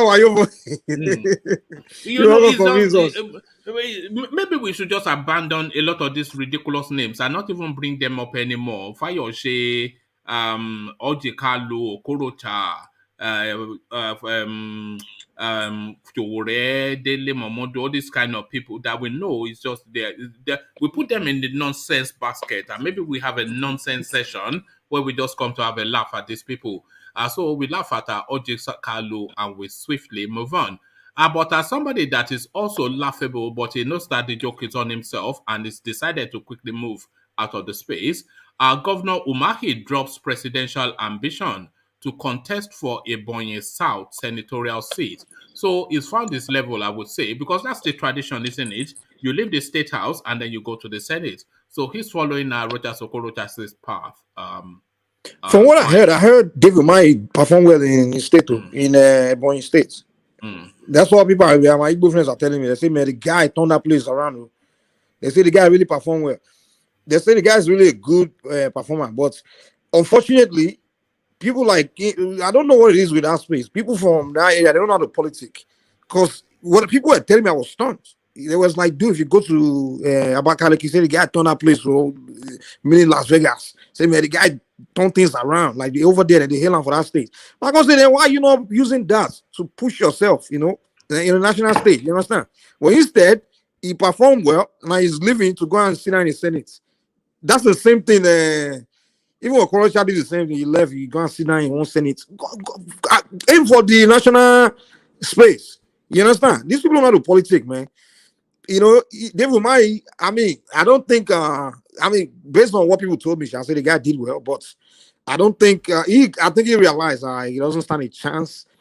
But to be honest, man, that those Eastern politicians, people like Rochas, UMAHI, they had that chance to convince the country that is the Southeastern to be president. But these guys, man, they don't know how to politics at all. Look how Osibanjo just took his part from there. Look how even Tinubu, look how those Southwest, even Northern politics. Everybody came to play politics, but the people that would have have the hedge would have been the Eastern people like Kwemadu. Someone like those guys have been there for a while. They could have easily made the case for themselves to be the next president, but they don't know. And this guy running for them to come, the guy messed it up for them, man, to be honest. So I mean, well, the guy, well, figure it out. So the guy's going to the Senate. I thought the guy only served one term now. No, it's completed his 2 terms. Oh, 2 terms. Okay. It's so it's on this level. The Northern Elders call for Buhari's resignation, and no other reason. You know the reason, Mike. Is just this heavy weight of just relentless killing in Nigeria. So they can't carry the weight anymore, and they're saying even if you have only 10 days left, just leave now. But then what has changed in the last 4 years for them to now come to this conclusion?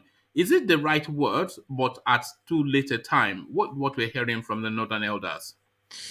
I don't know. I'm really surprised. I mean, the way the killing was going on for a long time, and they never criticized Buhari for the killing. I mean, for a long time. I mean, that tells you that this whole religion, they take their religion too seriously. They just believe in this mind that, okay, we must have power, all those kind of things. They don't care who among them gets into that power. You understand? So all this while, when this killing has been going on, you notice they never open their mouth to even put pressure on the president. Like, listen, man, what is this? It's too crazy here, man. If you can't do it, resign. But so they were kind of like, when they feel like, okay, they're satisfied, they've had their turn in office almost 8 years, so it's time for us to now finally speak out. I mean, now at this point, they all feel like their life is not really safe again after that Kaduna attack. I mean, they have to speak now, because that train attack, that's really more an attack on the elite. I mean, because if you notice, the other attack were more like in the villages, right? Yeah, where it's not really going to the doorstep of the powerful one, the elite in the north. But now that these elites, they are the one that want to be enjoying that train. You understand? The AC to travel around. Now the attack has come to them. That's when they realize that, okay, it's time for us to speak up. This thing can happen to any of us. And one of them was that was kidnapped. One of the people that kidnapped that train was one of the elite now, one of the big man. So they are beginning to feel the attack. It's coming to their doorstep. And eventually, if they're not careful, that thing will reach Aso Rock. I'm telling you. That banditry, that thing will reach Aso Rock. And that's when they will wake up. Mike, did you hear what happened in Plateau State today? Where? Engineer, did you hear what happened in Plateau State? Was it yesterday? What happened? More than 100 people were massacred. Well, it's poor people now. That was one of the things I wanted to bring you, but I abandoned it because it was too. Then the governor went to attend that meeting with Tinubu, while his own state was in total. People were just people were just saying, "Goodness, I just don't understand these politicians." He went. I mean, I'm saying that just to make you understand that. No doubt, that is part of why the northern leaders were. Did you say Plateau State or Benue State? Is it Benue State? It was Plateau State. Okay. Plateau State. The one I have is Benue State Governor Tom telling the people to defend themselves. No, that rise up in self-defense. Or Tom charges Benue people as Fulani headsmen slaughter 23 in fresh attacks. So Plateau State too happened. It was a wipeout. That's so sad. They're animals, these people. But, I don't know. Yeah, you're from Plateau State now, right? Are you? Who's from Plateau State? Engineer. Engineer is from Rivers now. Really? I thought he was from Plateau State. Engineer like Query man. I'm a Nigerian. Hey, it's from Birmingham. But no, it's too much, isn't it? And it's not relented for one moment. Not one moment has it relented. A lot of things are I sent you a link, right? I sent you a link. Sorry, Mike. They capture some guys in Kaduna. They, instead of calling them the terrorists, they end up saying they are kidnappers. You need to see how the army, they brutalize them, Nigeria army.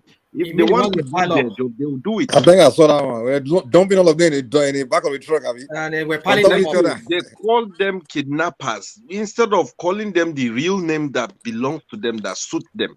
But they released them now. I mean, they said they're going to release them. They said they just headsmen. That's what they said. Okay. They said they No just more headsmen kidnappers that again. were, so, I mean, strolling their malu around, and then they got into fight with the baggy people, and they killed one person, and then became. Hey, go to this. I think the stories on this day. There's one very just simple solution to all of these things. Just to ban open grazing now. A good 70% of the problem is around open grazing. You roll your cow onto some space, as a fight ensues, you go and call your people. Before they used to carry cutlass, now they're carrying guns, and then we know they are already savage in their nature and they just massacre. So we have to ban open grazing now. It's just this. That's just what has to happen. Whether it's your culture, we all have cultures now that we've had to abandon to modernity. So it's time, for the full. I think what happened with that whole Edmund situation is that Nigerian population, if you notice, exploded and it's still exploding, right? And what does that tell you? There'll be more demand for meat because every Nigerian eats meat, right?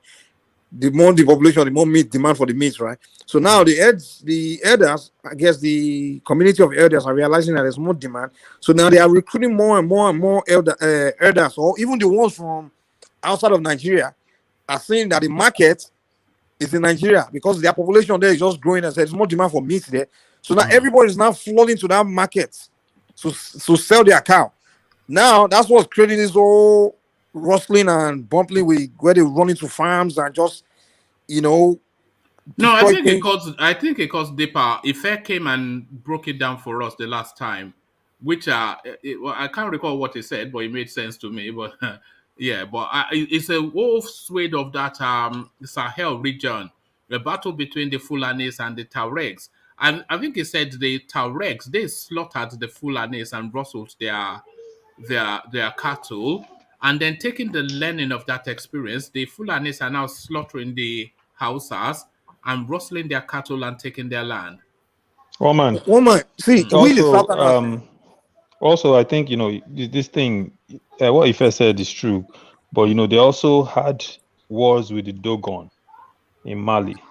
So it may well be the Dogon. I can't recall. No, but you're right. Yeah, you're right about the Tuareg. They had issues with the Tuareg as well, and the Tuareg slaughtered them. But the Dogon were also slaughtering them in Mali, and they ended up leaving as refugees. But also they had issues in Central African Republic, which there was also a big issue with them there, and they left. And some of them now have come and settled in Nigeria. But to your point earlier you made about banning open grazing, it is Lalong, the governor of Plateau. He has refused to ban open grazing. But the issue also is, even when Orton banned it, they were still coming in there to kill people. So it's a security issue. But ban and enforce it though. It's not ban it because he doesn't have the potency to enforce that. Yeah, it doesn't command the security forces. Did people see what happened on those states when they were trying to enforce the banning of the open grazing by Amotekun trying to enforce it? The Nigerian military were beating them up. Yes, we covered that here. The Fulanis, they rolled their herds onto a guy's farm. He then called an alert. Amotekun came and effected the arrest of the cattle, because the tradition is you seize the cattle and then they have to compensate for the damage before they either get their cattle back or it gets auctioned. And as they were transporting it, the army then waylaid the Amotekun. A fight ensued. Guns shots were fired. Thankfully, no lives lost.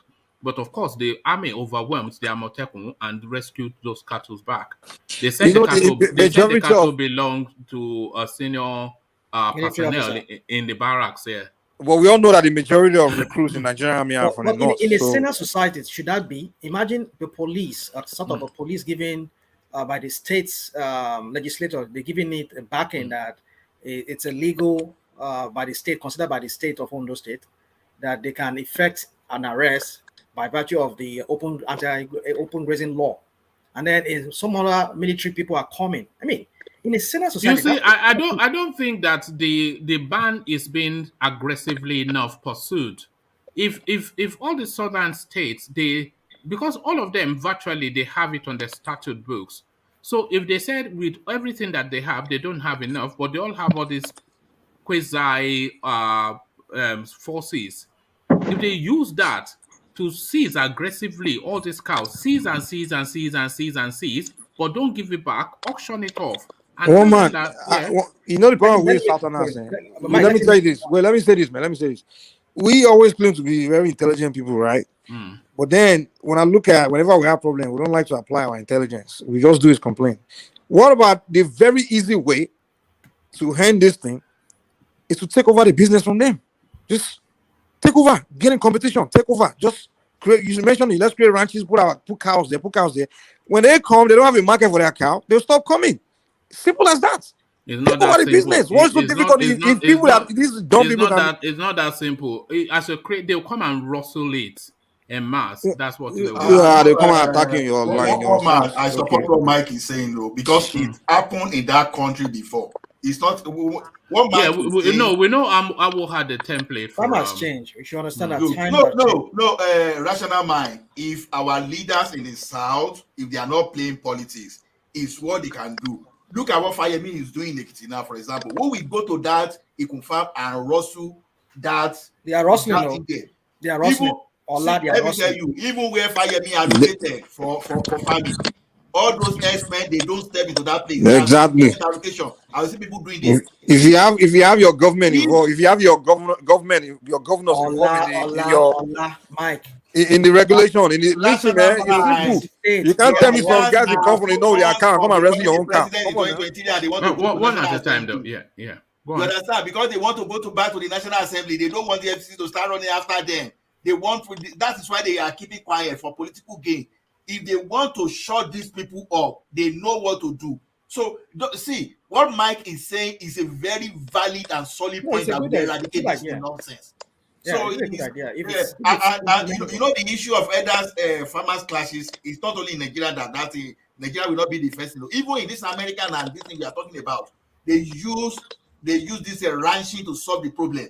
If you implement that policy today and government is the one that is managing ranching, honestly, all these idiots, all these criminals, they will never come and invade your land. So this thing is any day our leaders are serious and they are not looking away. Instead of doing the right thing, Amotekun is good, we agree. But there are some things that you can do that can be more potent than Amotekun, that in the long term, that will kill the business. You agree with the business. Yeah, go on, land your point. Yeah, you agree with you agree with Mike. So brilliant. So do we have you rabbit? I want to hear run rabbit, run rabbit, run. Look at that. If we don't have you rabbit, then we don't have you rabbit. Agbalagbi rabbit. Rational man, I go talk to which kind of name be that? Which kind of name be that? Agbalagbi rabbit. Person they be a rabbit. No, there has to be. You know, I'm always curious how people come about their name. You know Baba T. Do you know how Baba T came about his name? The Boston Tea Party thing. Yes, but but I thought that because that sounded so much like a Lagos nickname, Baba T. You like Baba Thomas or Baba Tunde or I thought it was Baba Tunde. You know, that's what I thought, something like that. You know, but then Ajale Google, for example, we understand the meaning of his name. Yes, it's just like dangerous game. You know, when dogs start pursuing, let's say, bear, for example, or wolf. You know, it's a dangerous play, right?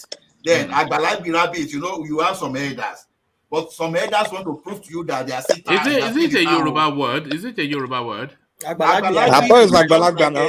You are trying to verify Agbalagba. Agbalagba just means symbol of respect. But when you say Agbalagbi, say you. I'll be Agbalagba about you. I will do a day with you. Talk. As a talk of Agbalagba, I will dabaru everything for you. So it's just like a dilution of the word Agbalagba in Yoruba land. Well, then what about the rabbit? You see? Jara, that one is Jara. You see, so you see, because it's a curiosity. It's just One man. When I saw his on first, I thought that was his name until I was looking at the demography of the ethnic split of Nigeria. then I actually then realized that there are actually a people called Izons, some obscure parochial satellite group of people somewhere in the creeks. But one man, I told you that now. I told you that the real pronunciation is Izon, is not Ijo. Yeah. But it's the British people that gave us Ijo. But I wanted to even ask, since this I'm the minority on this platform, the rest are pretty much Omo Oduduwa people. When or if you get your country, would I need a visa, or under ECOWAS protocol I'm allowed to come in?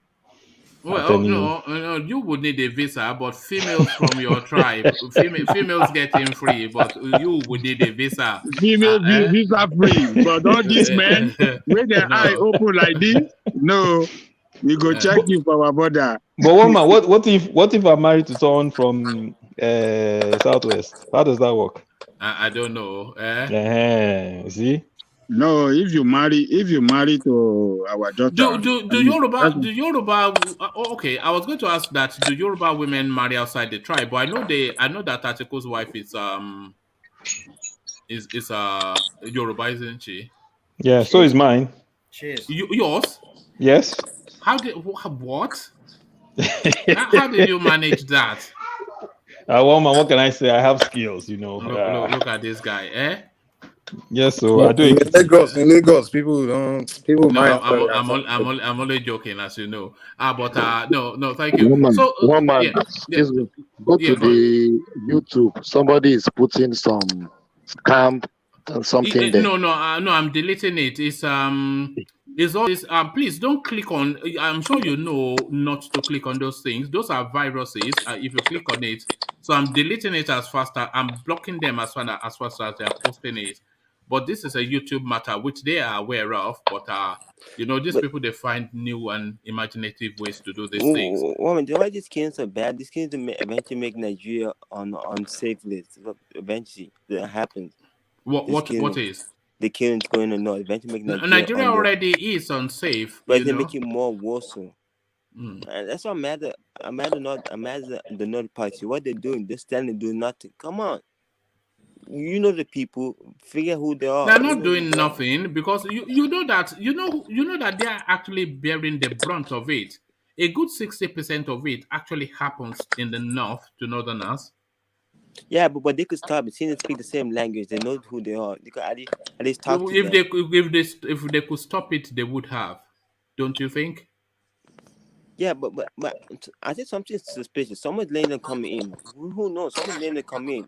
But Charles, man, you guys are not able to stop unknown gunmen in the east. And you're talking about other people not being able to stop. No, I'm saying somebody's letting them. I'm saying somebody's letting them come in. Do you agree that one, man? We know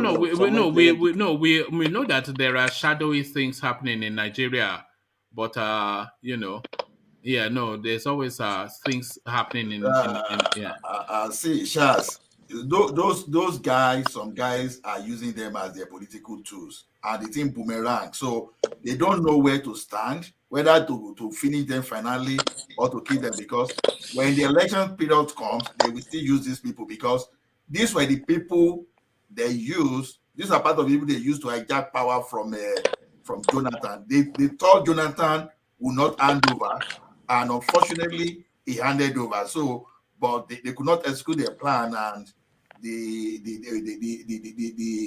plan, what they planted that time now is beginning to, it's germinated, and it's time of harvest for them. So some will be in support, some will be against, some will want to make business out of it. So that is why it's very complex to solve. It's not as if the presidency, for Jonathan to tell you that Boko Haram and his government, you understand?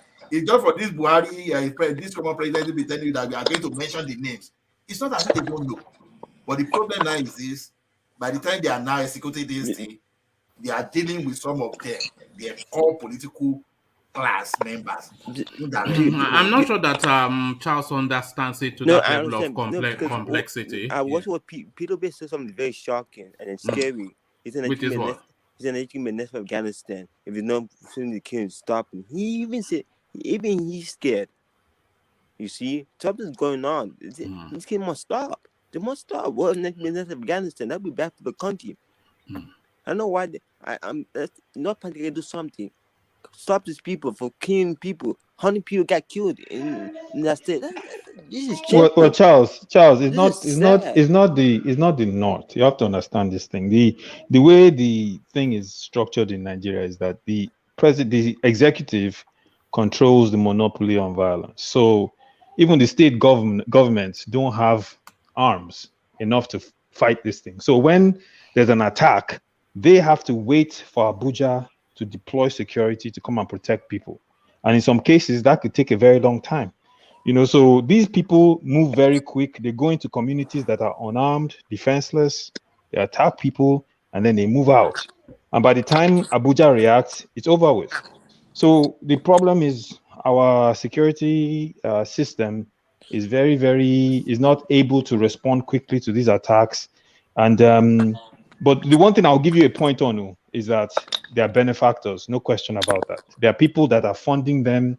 They caught those people in Dubai that were supporting them. They still today, they haven't released the names. They also caught some other people that they said they found the funders of Boko Haram. They still didn't release their names. So we don't even know who these people are. For some reason, they're keeping them a lot secret. of them they are wrapped within that bureau de change business. So that bureau de change business is how they used to funnel money to the terror groups. And even Mike came with a funky idea that these are actually foreign actors orchestrated by France and whatnot. But it's more complex, Charles, than just they should do something. One man and Charles. Yeah. Have you guys heard about the new development with that train bombing and the hostages that they took? They want to swap. They want to swap for their So you can imagine that if they eventually they said about 16 or how many of their men that they have in custody, that they are asking Nigerian government that they should trade. They should trade, and then they will give them those people that they have in custody. And that the reason why they even did that bombing was not because they needed money, or maybe partly the money was part of it, but they wanted to use some people as an exchange for their people that the Nigerian government already have that were sponsoring them. But the thing is, the Nigerian government consent to it, we just have to see. No, Nigerian government will have to consent to it though, because I would rather those people were safe. And there was just one girl like that, a student. I couldn't even want to bear myself to have the thought of what her fate will be in the hands of those people. She was saying, "No, I'm speaking on behalf of the students." We just need. We don't. Yeah, God, we don't want that now. This Buhari guy, man, it's just a punk. One man, it was very pathetic about this government and all these people. Okay, so those people that they already got, arrested, right? That these people are asking to swipe for. Okay, are they doing interrogation? Are they getting information from these guys? That's the thing now. And are they whatever they getting finding from this guy? They presenting it to us, general public, so we can have intelligence as well. No, they don't have to present it to us, but they have to act. They have to, one man. No. What's the point then? They will alert. What do you mean? What's the point? What? Hold on. They will interrogate to get intelligence from suspects and then make it a public broadcast. No, not the intelligence that we lead them to something. But I'm just saying, just general, basic, fundamental information that will help the people know that okay, this is. Yeah. No, they don't have to do that. What they have to do? Hold on. They don't have to do that. What they have to do is from whatever intelligence that they gather from that space, give an advisory to people, just as a general working principle that, based on what we know, this and this and that's what I'm saying. Yeah, but not release intelligence. Not release the one they may need for their own operation. That's not what I'm saying. But I'm saying like at least some basic information that we need to get, some ideas. Okay, this is what's going on, and these guys are from here, they're from this community, and this is how they carry on. This is the reason why they did. Some at least give us information, share something with the public. They don't want you to have that information. See, all these menace of these herdsmen and these bandits. It's not only in Nigeria, but okay. Whenever they try that rubbish in Cotonou, for example, Cotonou will match them and they will smash them. For example, forget to. Happens in Ghana too, they will do. But in Nigeria, once it happens in Nigeria, we start romancing them. We start speaking some kind of beautiful grammar. So the thing is this: policy in Nigeria, our government, we accommodate them indirectly. Even if they are not telling you directly, we accommodate them. But in all those other countries, they don't try all this rubbish. How many times have you heard that bandits will go to Cotonou, Republic of Benin, and stop their train, or we go to Ghana and stop their train, or anywhere they even try 1/100 of what they try in Nigeria, the fatality is what you don't even want to, because those people too, they know how to cover things. So to me, it is Nigerian government. Abacha rightly said, he said, if any insurgency lasts for more than 24 hours, government is involved. He made that statement like about 30 years ago, and we are seeing the validity today. To me, I just think if they bring governance to the local governments, I think much of this thing will be taken care of. Because if the local government is empowered, they know their locality, they can easily find solutions to their local problems. If they bring policing to local level, like United States, for example, when one county is experiencing maybe one terror attack, it's the locality that take care of it fast. They don't even need to. You probably just hear the local news, and then they don't. But you have a situation where the policing is federal. Who is commanding the entire police in the country is in center, is Abuja there. Take this thing to the community. The community can defend themselves. I don't know. I can 350 bandits invade a community of 100,000 people. Are you kidding me? When 50,000, at least 50,000 out of that 100,000 are men, grown men with testosterone. They can defend themselves. Well, if governance is in that community, they have local government security, local government. They can come up with their security and defend themselves. No, Mike, you said something recently. Maybe it was one man that said it. When Amotekun apprehended those people doing open grazing, which were part of the problem, right?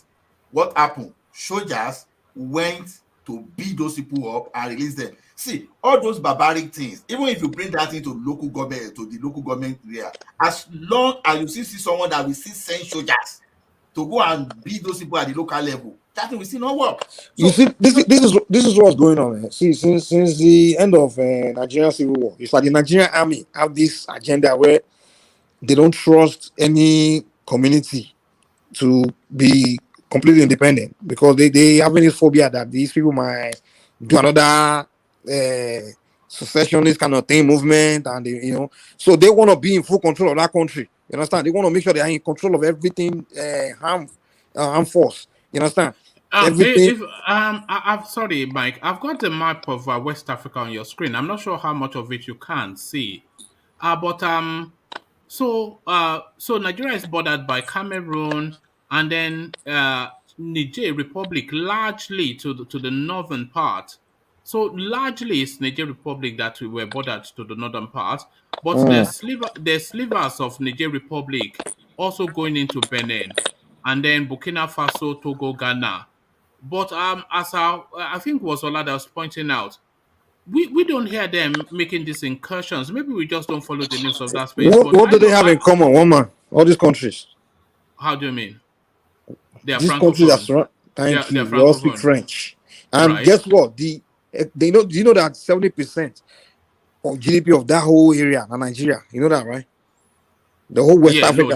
Yes. I mean, we know what happened when they shot the semi border now. You get money, so you see that. So you know why Nigeria is going through this, man. You are surrounded by enemies. But the incursions don't go into Benin. We don't hear that. We don't hear the incursions in Burkina Faso. We'll say maybe they are the same tribes people, but we don't hear there is in Burkina Faso. We do hear. You don't follow it. But we don't hear it to the extent in Cameroon. But it seems to subsume the Nigerian state. Nigeria is a big threat to France. I'm telling you, big threat to France, man. I'm not sure. No. I don't want to open that. That one is just going to lead us to. We discussed that. I'm not disregarding it, or it's a heavyweight topic that you are talking about. Nigeria always scared to know reality. That's the problem. We like to be local champion. Hold on. Can you hold on, Mike? You have to stop doing that. Your opinion is not reality. Even your knowledge is not reality. Just say what you know now. Without you always. I've noticed you always. You think his opinion is not reality. Hold on. Can you hold on? You always seem to want to trail everything. but that you have to say with a disparaging remark about the people listening. Oh, Nigerians are so dumb; they don't realize this. And Did I say that? One man, open one. I didn't say Nigerians are dumb. No. That's the tonality of. You don't have to You don't have to trail Just go to what you have to say, and people either accept it or not. So you don't have to disparage people in order to bring forward what you have to say. But that's something I've noticed as a recurring decimal. So just go to it without having to disparage others. I say people don't like to face reality. That means I'm saying they are dumb. No, but That's not maybe what I'm not saying. in this instance. But traditionally, you do that. It's something I've been meaning to pick you up on. But yeah, where was I? You know what is going on in Chad, Mike? What is good? Oh, go ahead. Yeah. So you were trying to tell us about Chad is fighting. So that's where you are. You know that Chad is fighting insurgency too. You know how Idris Deby died? I can't even hear you, man. Two people are talking. You know how Idris Deby died? He died in the war front now. They were fighting these people from the Sahel, from the Sahara Desert there, up north. Yeah. He died in the war front. So this is your narrative of French. We're not saying if Western, maybe Boko Haram does not have. So you don't believe that France have some interest on some, but it's not set in stone, because the thing is, even some of their colonies or former colonies, they are in big trouble. I mean, Burkina is one of them. Mali is one of them. Even Niger up north towards Agadez area, they are in problem there. So you don't believe France? You don't believe France have any kind of role in security? Mike, how does France to believe that? ask Nigerian government to be resettling to be resettling bandits and to be adding them to our Nigerian military? What is that France doing that?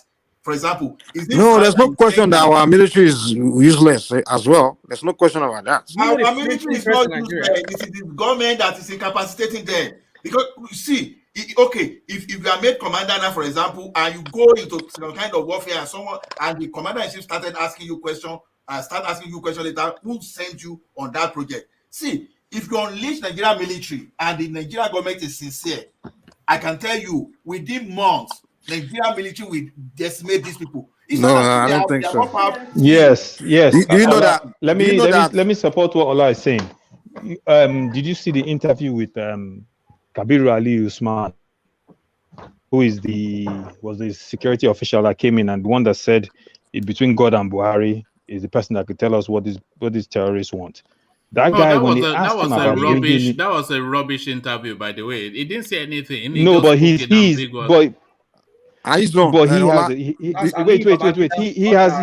has a certain level of qualification, because he's a serious security intelligence officer. He has credibility to his name, and he said clearly when they asked him about bringing in foreign experts, he said, "You don't need any foreign experts."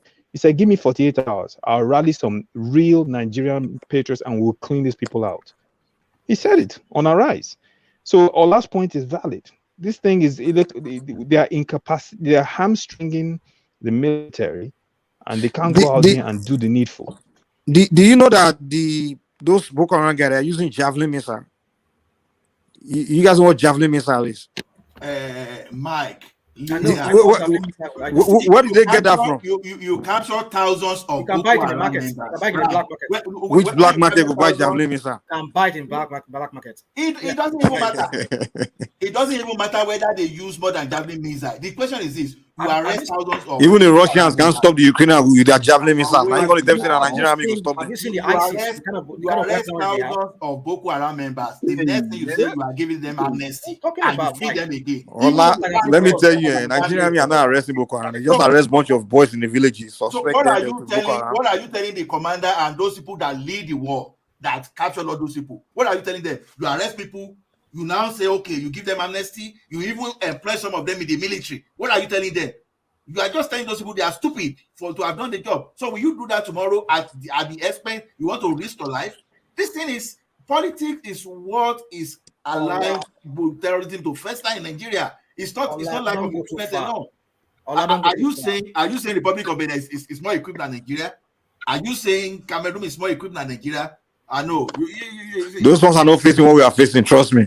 Those guys are they are not facing what we are facing. Remember man. what General Adeniyi faced? General Adeniyi when he was in the war front with this Boko Haram. What was The he guy was saying? facing javelin missile and all kinds of. guy Even said Nigerian they soldier thought there was one Nigerian soldier that said, "Well, listen. There was one Nigerian soldier that was fleeing the front. The guy made a video. He said, listen.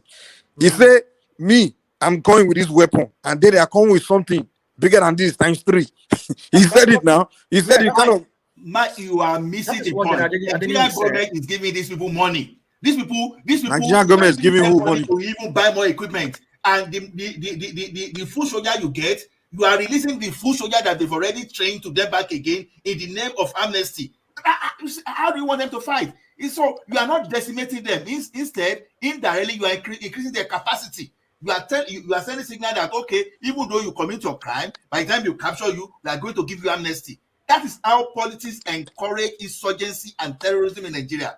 But roll out the ammo tank in Nigeria today, the little you have, first these people send signal that any people caught in the act, you die in the front battle and go away and perish them.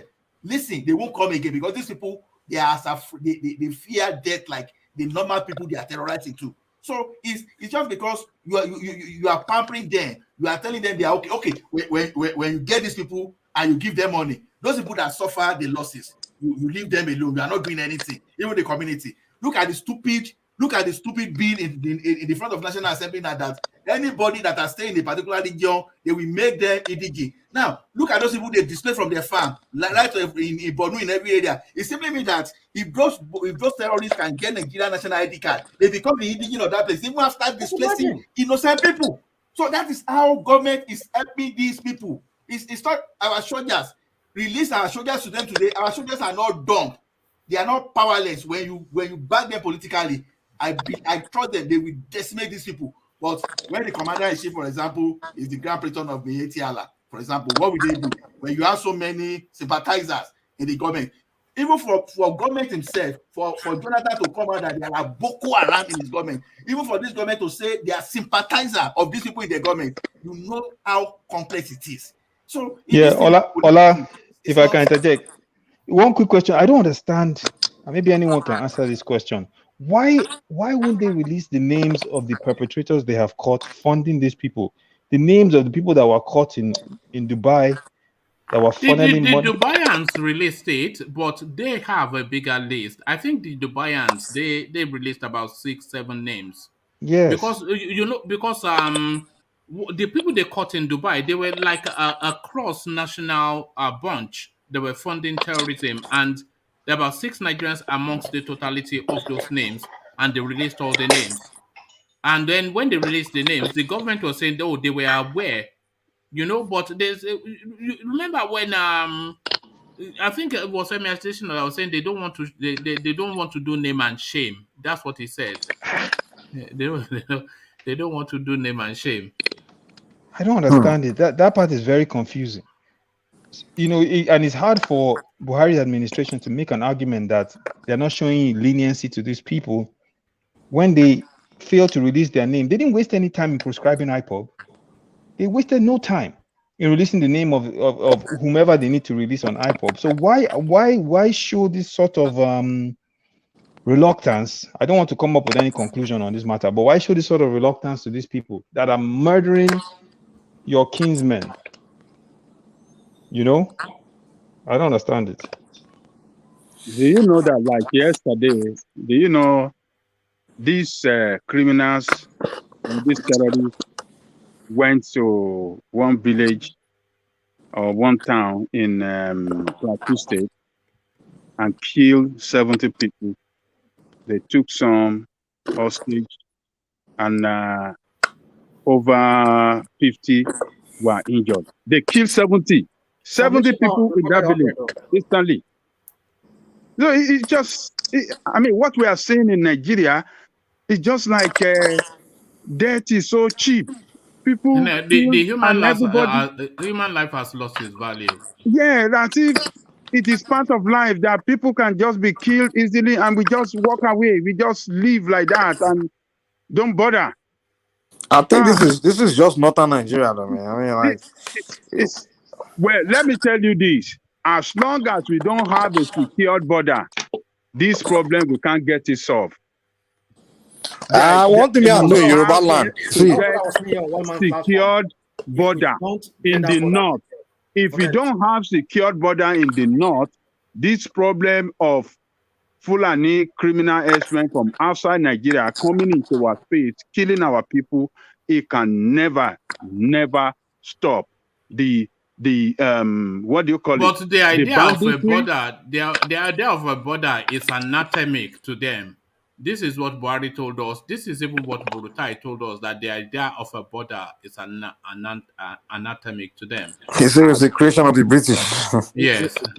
Well, we as a country now that is threatened with this insecurity problem, this alarming insecurity problem, Nigeria needs to secure their border. There was one story that somebody was saying on the TV. I think it's Olarutina was asking about it. He said in Ekiti, there are these Fulani that were living in one village with our people. You know, they came and they've been living with them for years. Okay, and Farotimi story. Farotimi story. Farotimi. He said they've been living for years and no trouble. They live together. Sometimes these Fulani people, they will go to up north and go and do some farming and they will come back and anybody, I mean, they're living in peace with our people. They don't ravage their farm. They don't do any problem. And, you know, they live peacefully. He said, but when these criminals started coming in, those Fulani here, I mean, living with them, they went and told them that they cannot live here anymore. They are living forever. And those ones, Yoruba said, Kilode, Imbola, why are you leaving us? They said, because these people that are coming in now, this new Fulani coming in, they are criminals, so they will kill anybody, even horse that are Fulani like them. They don't care because they don't understand English. They can't understand nothing. They speak maybe French or some other language. And that is how those Fulani left. I'll tell you one of the problems Yoruba people are having right now. See, when we begin to stop doing things we used to do back in the olden days, like Oro, for example, we don't do Oro anymore. You know what Oro does? You want to continue inviting Sorry. Let me answer a question that Aizon was, or let Femi Adesina answer a question. So, Aizon, you were asking why they were not naming them. So let Femi Adesina answer that for you. So here he is. I hope I don't get kicked off. Femi Adesina, Aizon friend. There needs to be an exposure. It's not the first time the federal government will say there needs to be an exposure or to name and shame those who are backing or funding terror in Nigeria. The United Arab Emirates recently also came out, not the first time, but the second time that the federal cabinet in that country will come out to name names, 6 Nigerians who are indicted in those funding terror globally. Will this kind of conversation also come up in terms of, because the issue of reparations, the issue of human rights, the issue of terror across the globe is one of the issues that will be raised at that meeting. Give us specifics in this regard. Yeah, thank you. Naming and shaming will not be the motive. Rather, bringing malefactors to justice will be it. Nigeria is not interested in naming and shaming anybody. Rather, it wants to bring them to justice. You will see that the United Arab Emirates has given some names, and the Attorney General of the Federation has responded to that matter, saying that in due course, all these people will have their dates in court. Rest assured that these people will be dragged before justice, and justice will have its way. Can you confirm to us if there is any kind of investigation in this respect? Oh yes, you don't take people before the courts without investigation having happened. I think even the EFCC chairman, Power, spoke about it recently. investigations are going on at different levels. It will be at the level of the EFCC, it will be at the level of the National Intelligence Agency.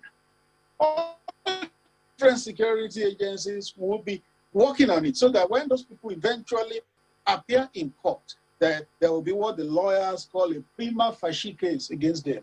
You don't first call people before the courts and start looking for evidence against them later. No, the cases will be tied up before they appear in court.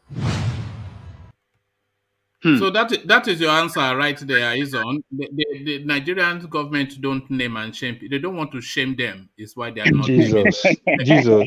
You know what? If I had said it now, you say I'm making up stuff, but you heard it No, from you the know, top one here. man, nobody, They don't nobody want to can. shame the terrorists. That's why they Nobody, don't want to name them. yeah, nobody can fault anyone for saying that the federal government of Nigeria does not want to name the terrorists that they have apprehended or the people funding terrorism that they have apprehended. The man said it there. That's the spokesperson for the presidency. You know, if they name them, they'll be embarrassed now, and you don't want to embarrass the sponsors of terror, do you? Femi Adesina is the worst government spokesperson in the history of government spokesmen. Honestly, that guy is incompetent. It does more harm to the government than good. He does more harm, man. Every time he opens his mouth, I'm like, who hired this guy? When he comes out and says that Buhari is greater than Awolowo, how is he expecting that to be received? No, but one man, I'm actually thankful that he has some incompetence, because that way he can tell us the truth on TV without sugarcoating. Did you hear that, Aizon? He told us that they don't want to name them because they don't want to shame them. Yes. Terror sponsors. People killing your citizens. They don't want to citizens. name them because they don't want to shame them. Yeah, so it doesn't surprise me that you started your program this evening with saying Akim Baba Ahmed and the Northern Elders Forum want Buhari to step down, because clearly they are seeing the level of incompetence as well, or reluctance. I don't even know if it's incompetence at this point. Well, I think we have to say it's incompetence. You know, a lot of people think he's been sorry, we're giving him too much. I think the guy is just not competent. He's not. You know, he went through just years of ailment for the first throes of his administration, and they seized this administration from him in that period, and the whole thing is just a mess, man. But one man, here's the reason why I say it might be reluctance. We've seen different security officials. We had what's the name of that Yoruba man that came on, that they sanctioned the news for even bringing him on. He came on. Then we had Kabiru Ali Usman. He came on. Then we've had some other people that have come on. All these people that served in military intelligence, in DSS, have come on and said, these are the things they need to do. They're not doing these things. This is the problem. So it's not like the solution is a secret. But it seems for some reason, these people, they are censured when they come out. And then two, the federal government doesn't want to actually implement those methods that they're suggesting to solve the problem. So when you look at it, you have to ask yourself, is it that they don't know what to do, or they don't want to do the needful to fix it? And it looks like it's the former, not the latter. Because if these security experts that have served for decades are coming out and saying there's a problem, here's what the government needs to do, they're not doing it, they're ignoring the problem, they're not trying to fix it, it makes you wonder.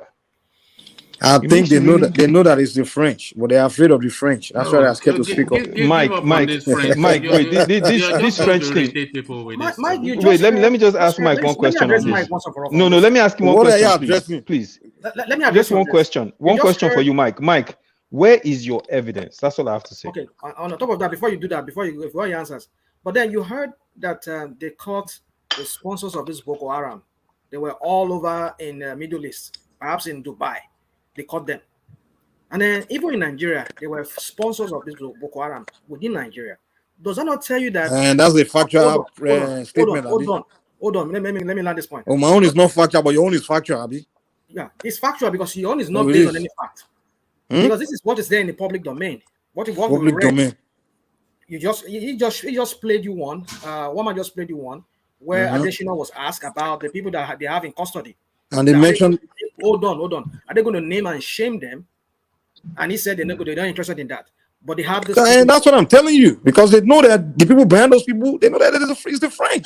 All right, please. I don't want to open up that space because it's I didn't know they are not French. You don't know that they are French. Please, Mike, just don't do this. I don't know either. You're making none up of us stuff, know. and We are then all you will giving be. our own. No, you are not. But you are trying to assert as though you know, and you don't know. You are just that's a red herring, and the way you do things, you start to double it down. What we are doing is giving our suspicion. None of us is giving actual facts here. We are all giving our suspicion. Why is it that your own suspicion has to be you accepted, don't have, but mine has to be irritating? Okay. Say what you are basing it on, but please just help us out and don't take us down some dark alley.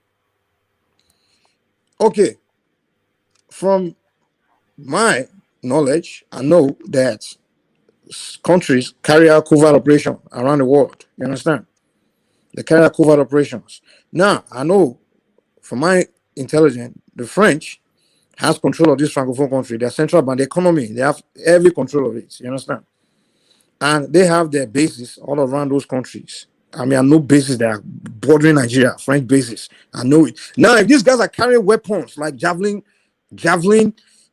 missile, where Fulani they manufacture javelin missile?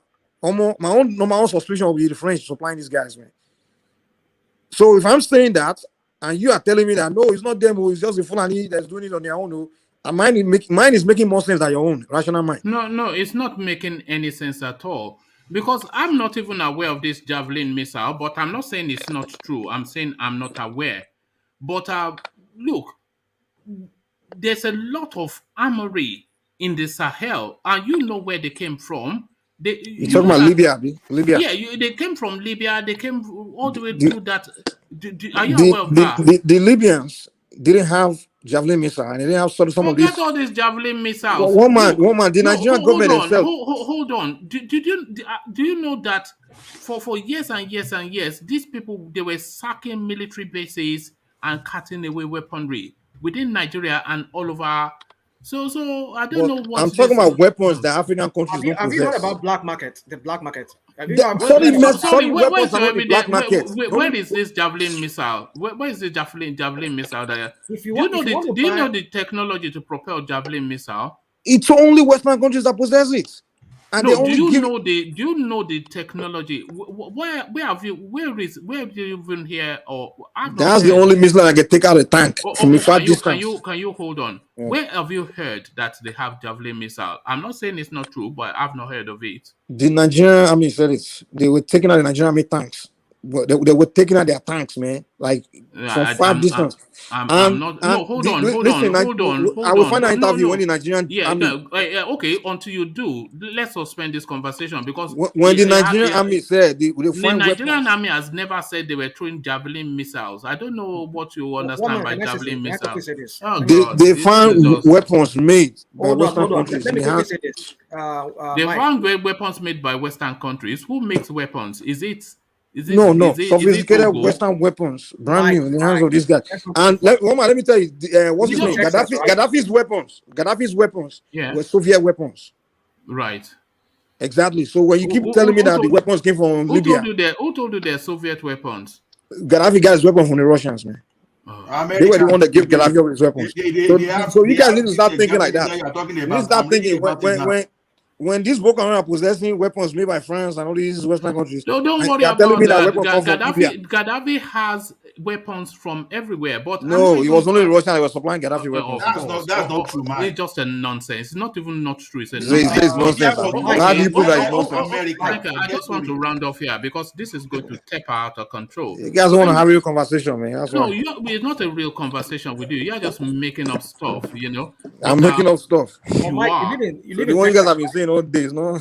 Mike, you live in Texas, right? Forget where I live, man. Just stop, okay. Man. All right, if you don't say leave it, that's no problem. You've seen the Sinolas, the Mexican drug cartels. Have you seen the kind of weaponry these guys carry? AK, just guns, pistols and rifles. Yeah, that's it. You go. Pistols. That's what they carry. Pistols. If you believe your own, but I don't want me to believe my own. Donnie, these are American-made weaponry. Do you know how they get them? We are talking. Listen, we are not talking. We are talking of fundamental weapons where anybody can access. On that. I would tell you, because sometimes you talk like as if you know much about military weaponry. I'm not sure that he knows that much Man, about much. if you see To be what honest they with you. have, the kind of weaponry these guys they have, these drug cartels from the Sinaloa drug cartel from Mexico here. Machine guns, that's what they have. Machine guns. Even the U.S. governments are baffled as to how they got them. There's All right. a black market for it. So you know, Abi. All right. Okay, I'll seek to round off to. I think we lost Ajan Lekoko, so I'll seek to round off to actually land. Let me land on Mike, just because I know he will want to. He never knows when to give it up, so he will. I hope engineer is not snoring. Look at that. Look at that. Oh, look at that. Fine boy, no pimples. So let's start off with you, engineer, so that we can let you go, because I can see that you are ready to, to go. One man, can I seek your indulgence, please? Yeah, go on. Yes. There's a story you wanted to bring earlier on that you said you want to cancel it. And I think is a story if we deliberate on it much and if we bring that kind of story, it will bring more women. Which story? The story of that Osinachi. Oh no, I was saying I did not know enough about it. The only thing that wanted to make me bring it was that anytime I'm going through the news, it's just there flashing all the time. Maybe that seems to is occupying the space. So you know that it's a topical thing, but it's not a space that I know. So for me to be able to bring it, I have to go and get some understanding. Dig more. Yeah. Yes. But the lady died as a result. It was alleged the lady died as a result of DV. Domestic violence. I think in this platform we must promote more of our men. If you are an animal, that is an animal will beat his wife up. We should promote more of our women here. Men should stop this violence against women. So at least if you bring those kind of story, we bring more women into the house. All right, but people have already said that because we are like a political base, I'm not sure how much we can attract women. So is that just it? What can we do now if they are not interested? They are not interested. No worries, boy. It's a nice story. It's a general story. You can still bring them once in a while just to know what is going on in the space as well. Yeah, thank you. All right, cheers. So yeah, back to you, engineer. Yeah, well, we all said it, and hopefully we'll see what the result will come out in 2023. Well, what we need to do is to keep our positivity, and for the rest of us, if you have your own favorite person, my advice to you, don't put your mindset too much, because by the time they would surprise you, you'll be the one not to eat very well, or your blood pressure will go high. When it comes to Nigerian politics, whether it's Osinbajo or Atiku, I wish them all the best, but I can't put all my mind in them. I can rather give them 50-50, even though today we have a president. It's 50-50. That's for me. And another thing that we need to do, one man, as we discussed earlier on, let's do our best, champion the ladies to join the team, not by fighting, by shouting, or by disagreeing. And something we need to realize again, if we are given a fact, let's give an honest fact, rather than we end up arguing or shouting at each other till before you knew it, hours will go. Nobody will even have interest again in listening to us. So let's try and control that emotional aspect. And one man, kudos to you. You're doing your best, and continue. We're all here. We'll see what we can do. We'll fix. If we don't love Nigerian, all of us won't come to your platform and start finding solution to our problem. And for people watching your platform, please keep giving the thumbs up. keep coming to the platform. You're more than welcome to come on live stream, because we need advice, we need opinion, we need to hear more. And they said teamwork is success. So we have to work as a team. And without you guys, we are not going to move forward. So I'm giving my closing remark. God bless you guys on the platform. Thank you guys. I will appreciate you guys, to be honest, for coming on this platform, because most of you guys, you're a family member, you are family people, and you know, God will continue to guide every each of us. And God bless you guys, and have a good night.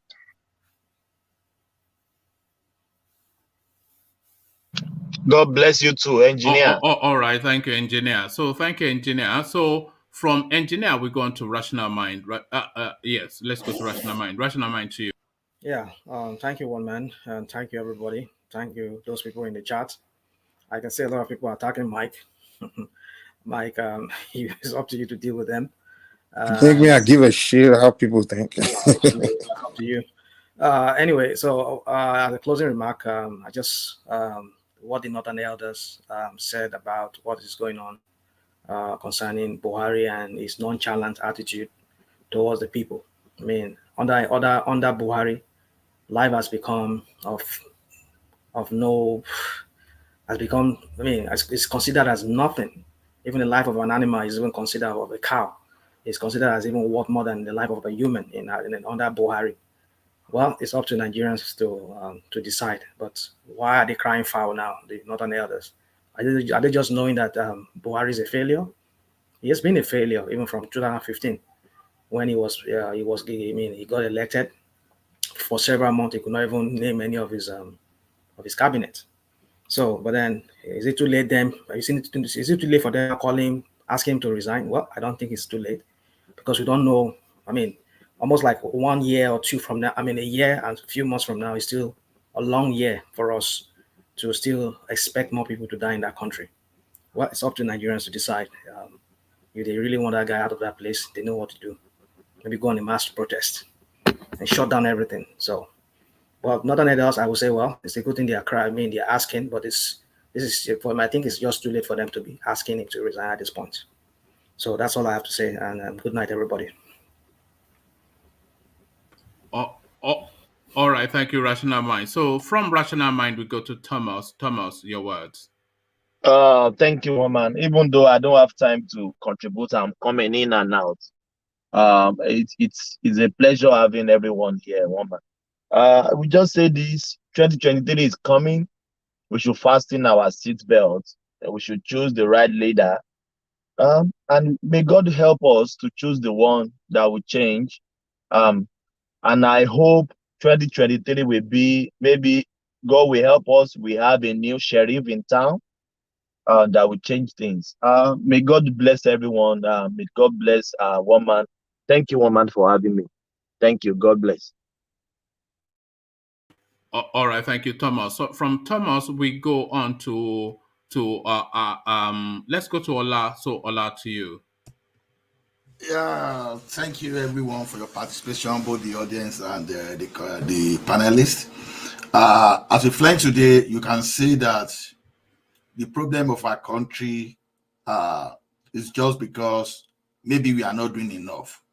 We are not holding our leaders responsible. We are just using emotions to support who do we think we like, or we just want to speak, oh, because I feel that this one is good, and we just want people to follow and go that way. At the end of the day, we still make mistake of even bringing in wrong people in power. Now, the way it is now is that we can obviously see that this leader, they don't care about us. They only care about their ambitions, and they will tell us whatever we want, we like to hear. That is why you will see insecurity, nobody's addressing the anything. You will see cattle destroying farm, nobody. You will even see the constituted authority being beaten up by soldiers, nobody will talk. So what am I trying to say is this? We should not feel concerned. We should not feel unconcerned. So that is why everyone here, including contributors, you should be proud that at least we are trying to educate Nigerians how to to wake up and live up to their responsibilities. So by trying to educate more people, we need to let people say, look, you can't sit just because you think you can make money for you to eat, and just because you are able to meet your basic needs, that you are not concerned about whatever is happening within the politics. That is the wrongest, that is the worst mistake of our life we can make. If you're a millionaire today, even if you're a billionaire, wrong policy by the government can make you lose everything just overnight. So it's just like, if you think you stand today, you have to be very careful for you not to fall tomorrow. That is why you need to get yourself involved in politics. Don't be an onlooker. Don't just say, I don't care because I can do this thing or whatever. Please join the politics and let us come together and force the right government upon us. Do I think all these people that are dancing for 2023, do I think them? No. I think it's going to get to a stage this year or early next year that we come to that round table, we negotiate. Don't think Oshiba, don't think Tinubu will be looking at Oshiba. No, it will do fine to finish, because it means if Oshiba don't win this one, that means they have demystified Tinubu, and just for him to keep Lagos alone, he will fight to finish. We've never seen anything. This is why we should all stand up and say, not again. We are not going to allow you to use us again. I don't care. People may think I'm against Showore. No. I'm against what he's talking about. Not Showore as a person. Anybody, including any member of this panel, including any member of the audience can aspire to become the president of the country tomorrow. But it is your duty to convince your followers, because that's one of the greatest quality of any leader. You convince people to make people follow you, but not by start blackmailing that, Nigeria, they are brainless people. And instead of showing, no, you don't do that. You don't call people brainless. The people you are calling brainless because you are unable to convince them. Convince them and let them follow you. When they follow you, that means that you are actually manifesting the quality of good leadership, of a good leader. Sorry, Ola, you can still carry on, but after you, Aizan, you go, and then Mike next. But I'll leave you to carry on, Ola. But I just need to step off the screen for a moment. But I'll carry on. Yeah. Okay. Thank you. So let all of us stand up and perform our duty. Don't let's just leave the country to the hand of these crooks. I've heard people say, should a pastor get involved in politics? That's one of the worst mistakes we are making. Even if you want to make heaven, you are still living on this earth. Don't let this earth be hell for you, because you don't know. Maybe if you die finish, you now discover there's no heaven. There's no heaven after all. That the people just deceive you to just manage you. I'm not saying there's no heaven. I'm just telling you that even if you want to make that heaven, make where you are on this earth heaven to yourself. Make Nigeria heaven to yourself.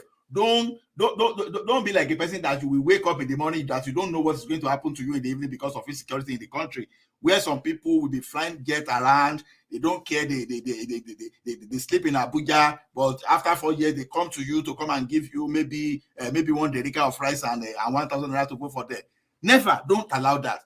Even the debt that Nigeria has acquired on your behalf and on the behalf of your generation to come, most of us, we are, as you speak here, maybe even some of us that we are not in Nigeria, indirectly we are still going to help those people back at home to pay out of this debt, because you are contributing for all these political gladiators to just sustain their devilish lifestyle. So to me, don't be an onlooker. Join the politics. Joining the politics doesn't mean that you go and carry plan. No. You discuss. You try to motivate people. You try to educate people on the right thing to do. So that's why I use this opportunity to invite more people to come online, to click, even to come to come on the screen and even share the experience how we can change the mindset of our countrymen to do the right thing. That is what we need. Otherwise, if we don't do this thing and we allow what Buhari and his crooks they've done so far, if they allow these people to go scot-free, believe me, in the next 100 years, we don't know what these people are going to do to our to the next generations. Because all the idea these people are trying to execute now, for example, it is not idea of today. We are talking of idea of about 2 centuries ago. And I'm not, unfortunately, like I keep saying, whenever I mention North here, I don't mean North as people, because the Northerners, the common people in the North, too, they are suffering. When I say North, I mean the political North. You know, the Northern political leaders and the Southern political leaders, they are not in any way different. That is why you see Tinubu, when they were killing people, just for him to protect his ambition, he uses his power to silence the media, to silence everybody that wants to talk, just to make sure that you don't even hear more of the evil that is happening. So now, as it is now, just come out and defend yourself. And 2023 is another opportunity.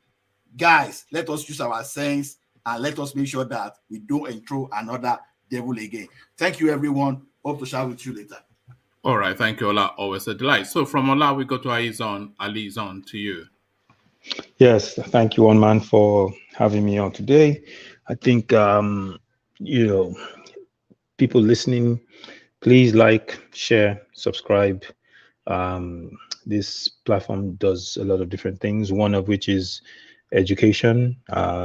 People learn things here every day. I learn things here every day.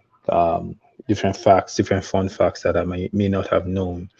Plus, it also serves as a political action platform to help people get involved in the process. So I think I'll pick up from where Ola left off about involvement into the process of politics and not being a bystander watching on the sidelines, but instead getting involved, even if it's educating people, helping people understand their rights, helping them know that they need to vote for everything, you know, councillors, local government chairman, you know, state senate, governors, everything. All these are elected positions.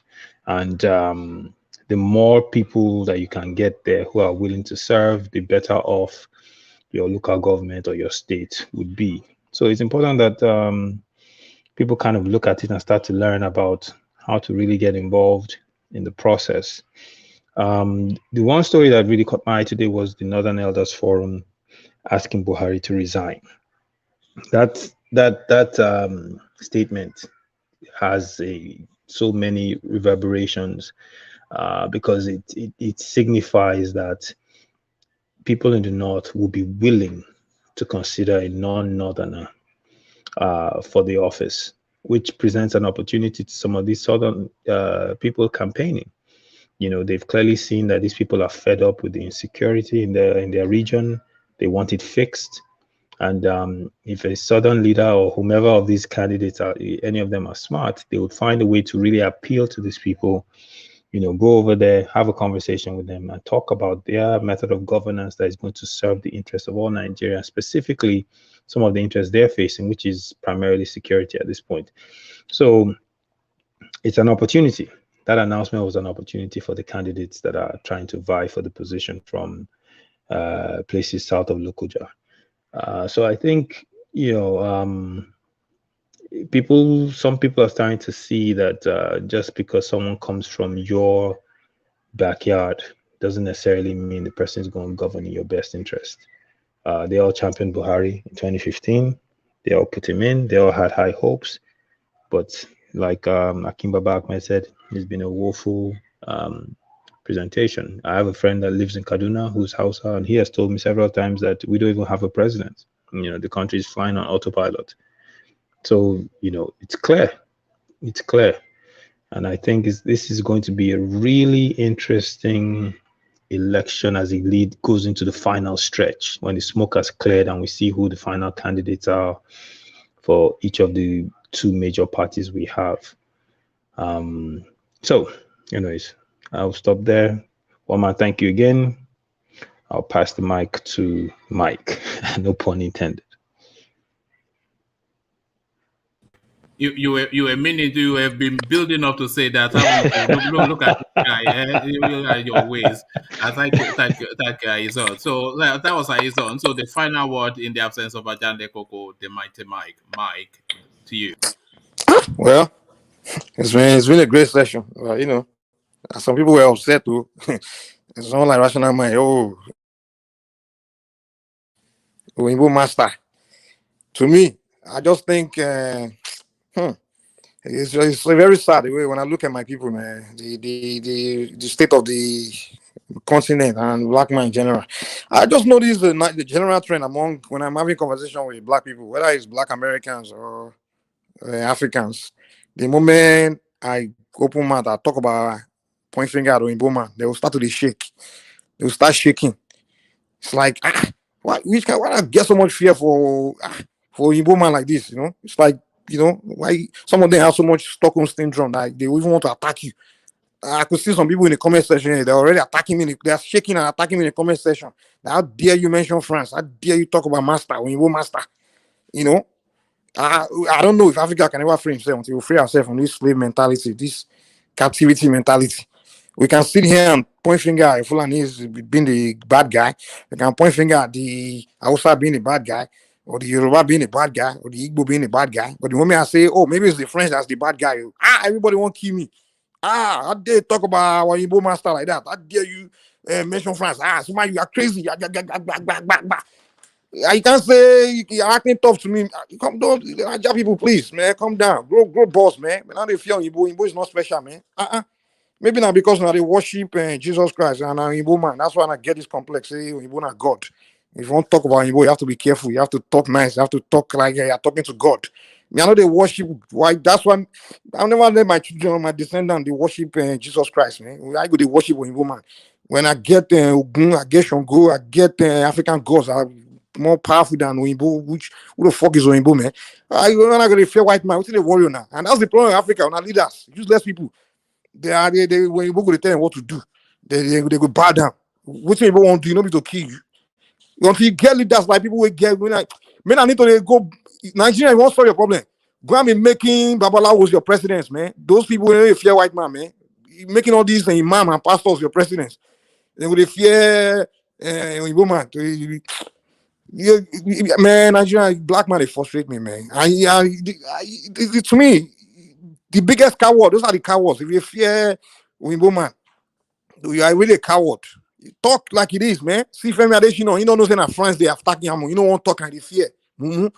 He talks saying that France they supply Boko Haram weapons, man. You know, nobody say you go sit down there, they hide down, they fear. Say they'll come for you. They say they won't do. They won't be to kill you. And they fear death. Man, black man will go free himself until you stop being a coward, man. Stop these Stockholm syndromes, you know. And I also see all these cowards in the comment section typing rubbish. Show your face, come and talk now. Or dead them. Well, man, black people, man. Hi, my God, we have a long way to go, you know. Well, to me, I'm advised to the government. You need to, if you want to solve the insecurity problem, just involve the entire community, involve everybody. Maybe some of us will give the fear in Boma, help you, you know. But you can't do it by yourself. Believe the only soldiers in Nigeria can do it, you know. Well, thank you, woman. That's what I have to say, man. All right, thank you, Mike. So, Mike, I wasn't trying to stifle your voice or anything, but if you opened up that space, we will be here till tomorrow. No, you guys just shake every time I mention France or something. I just like I see France will come for you or something. Come on now, I'm sure you don't believe that. Whether I believe it or not, do you believe everything? Okay, do you believe that? Okay, most of the things we say here is speculation. Even when we say it's this like this, it's like that. We don't know the facts. I'm sure you don't believe that because you mentioned France, people recalled from that because they're Oyinbo. I'm sure you don't believe that.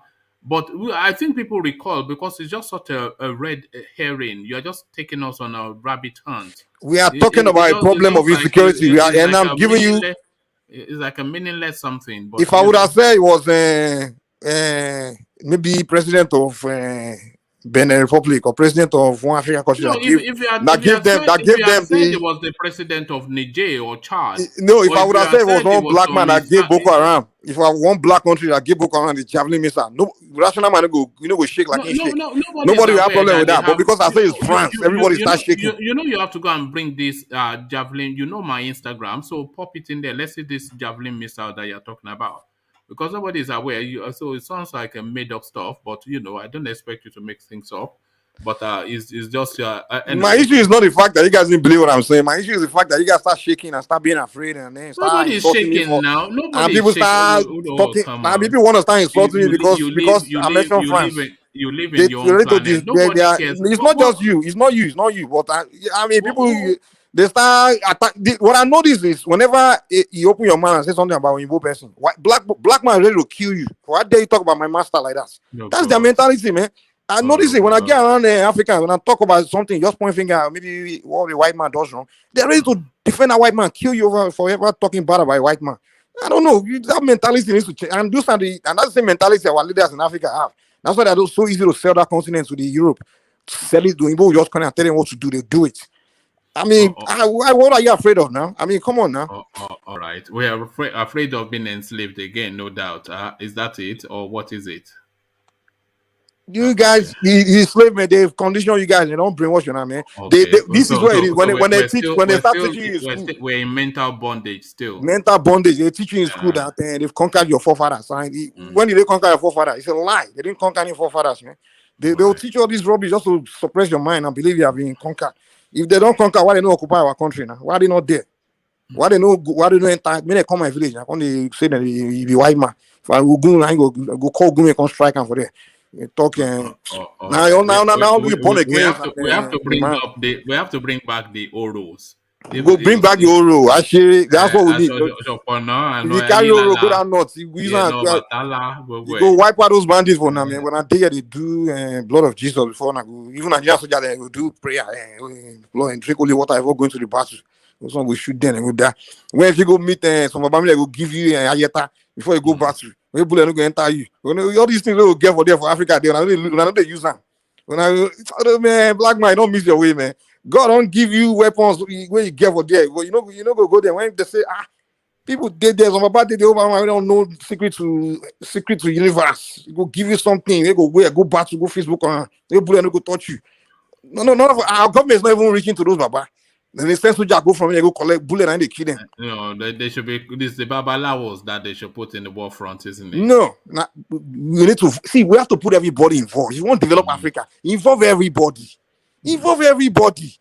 Both involve everybody. Let us all bring our ideas, bring our what we have together and fix that and work together. Not be saying I go believe saying only Christians and Muslims go they run everything. And go there, I don't know what they do. Then the Christians also go see anybody, they go see yes, sir. The Muslims go see Arab, they go say yes, sir. They worship all these people. And you want to fix the continent. What was wrong with black man, man? You need to when black lady give history, say black man was once ruling this planet. When I go to look at her, you say, what are you talking about? That's fact. Black man was wrong. We were ruling this world at one point, man. We don't lose our glory. We don't lose our sense of who we were back then. The kind of people we were. The real tough warriors. Nobody this coward will be today, man. Go see when you start to salute. You go to Nigerian airport. When you man, you start to salute them. See you booty worship. See what you are crazy, man. Come on, man. Black man got created to rule this world. Nobody Oyinbo people, man. You guys need to wake up, man. All right. Thank you, Mike. So that's Mike. Thank you, Mike. Always said like. So that's Mike entirely and solely in a world of his own. Mike doesn't take drugs, but it's just like that naturally. Imagine if he was on drugs. Just imagine him. He's a clean cut guy. He only drinks beer. But imagine if he was on drugs the way he is already. So that's Mike. Not an Amugbo, but an Amugbo talker. So that's been the session, an interesting one as ever. So the usual calls, and it looks as though people just seem to ignore anytime I make the call. But you really shouldn't ignore, because if you come here regularly, then you should be thumbing up the streams for all the reasons that I've always explained. It propels us on the YouTube algorithm, and we get more and more people. It's only because of thumbing up that people like Mike and all the voices are his own, and all this sort of voices. We even had one, Alagbagi or something, that we couldn't get quite to hear from. I'm sure he'll be back. But all these people come only really off the back of your subscription and thumbs up. It's not a spend. You don't have to, go and retrieve your wallet from where you've dug it in the 10 foot under, because you don't have to dust the cobwebs of your wallet. It's not a spend. It's just a free quick flicks of two buttons, one to subscribe and one to like the stream, and that already is a contribution to the platform. So if you do spend sufficient enough time here, then really You should be doing that just as a matter of routine. Because, of course, if you spend time here, then that means you take some or you get some value from it. So if you are getting value from something, then surely if you want to give value back at no effort to yourself, then you just do what is being encouraged as the thing to propel the platform. So that's just the thing.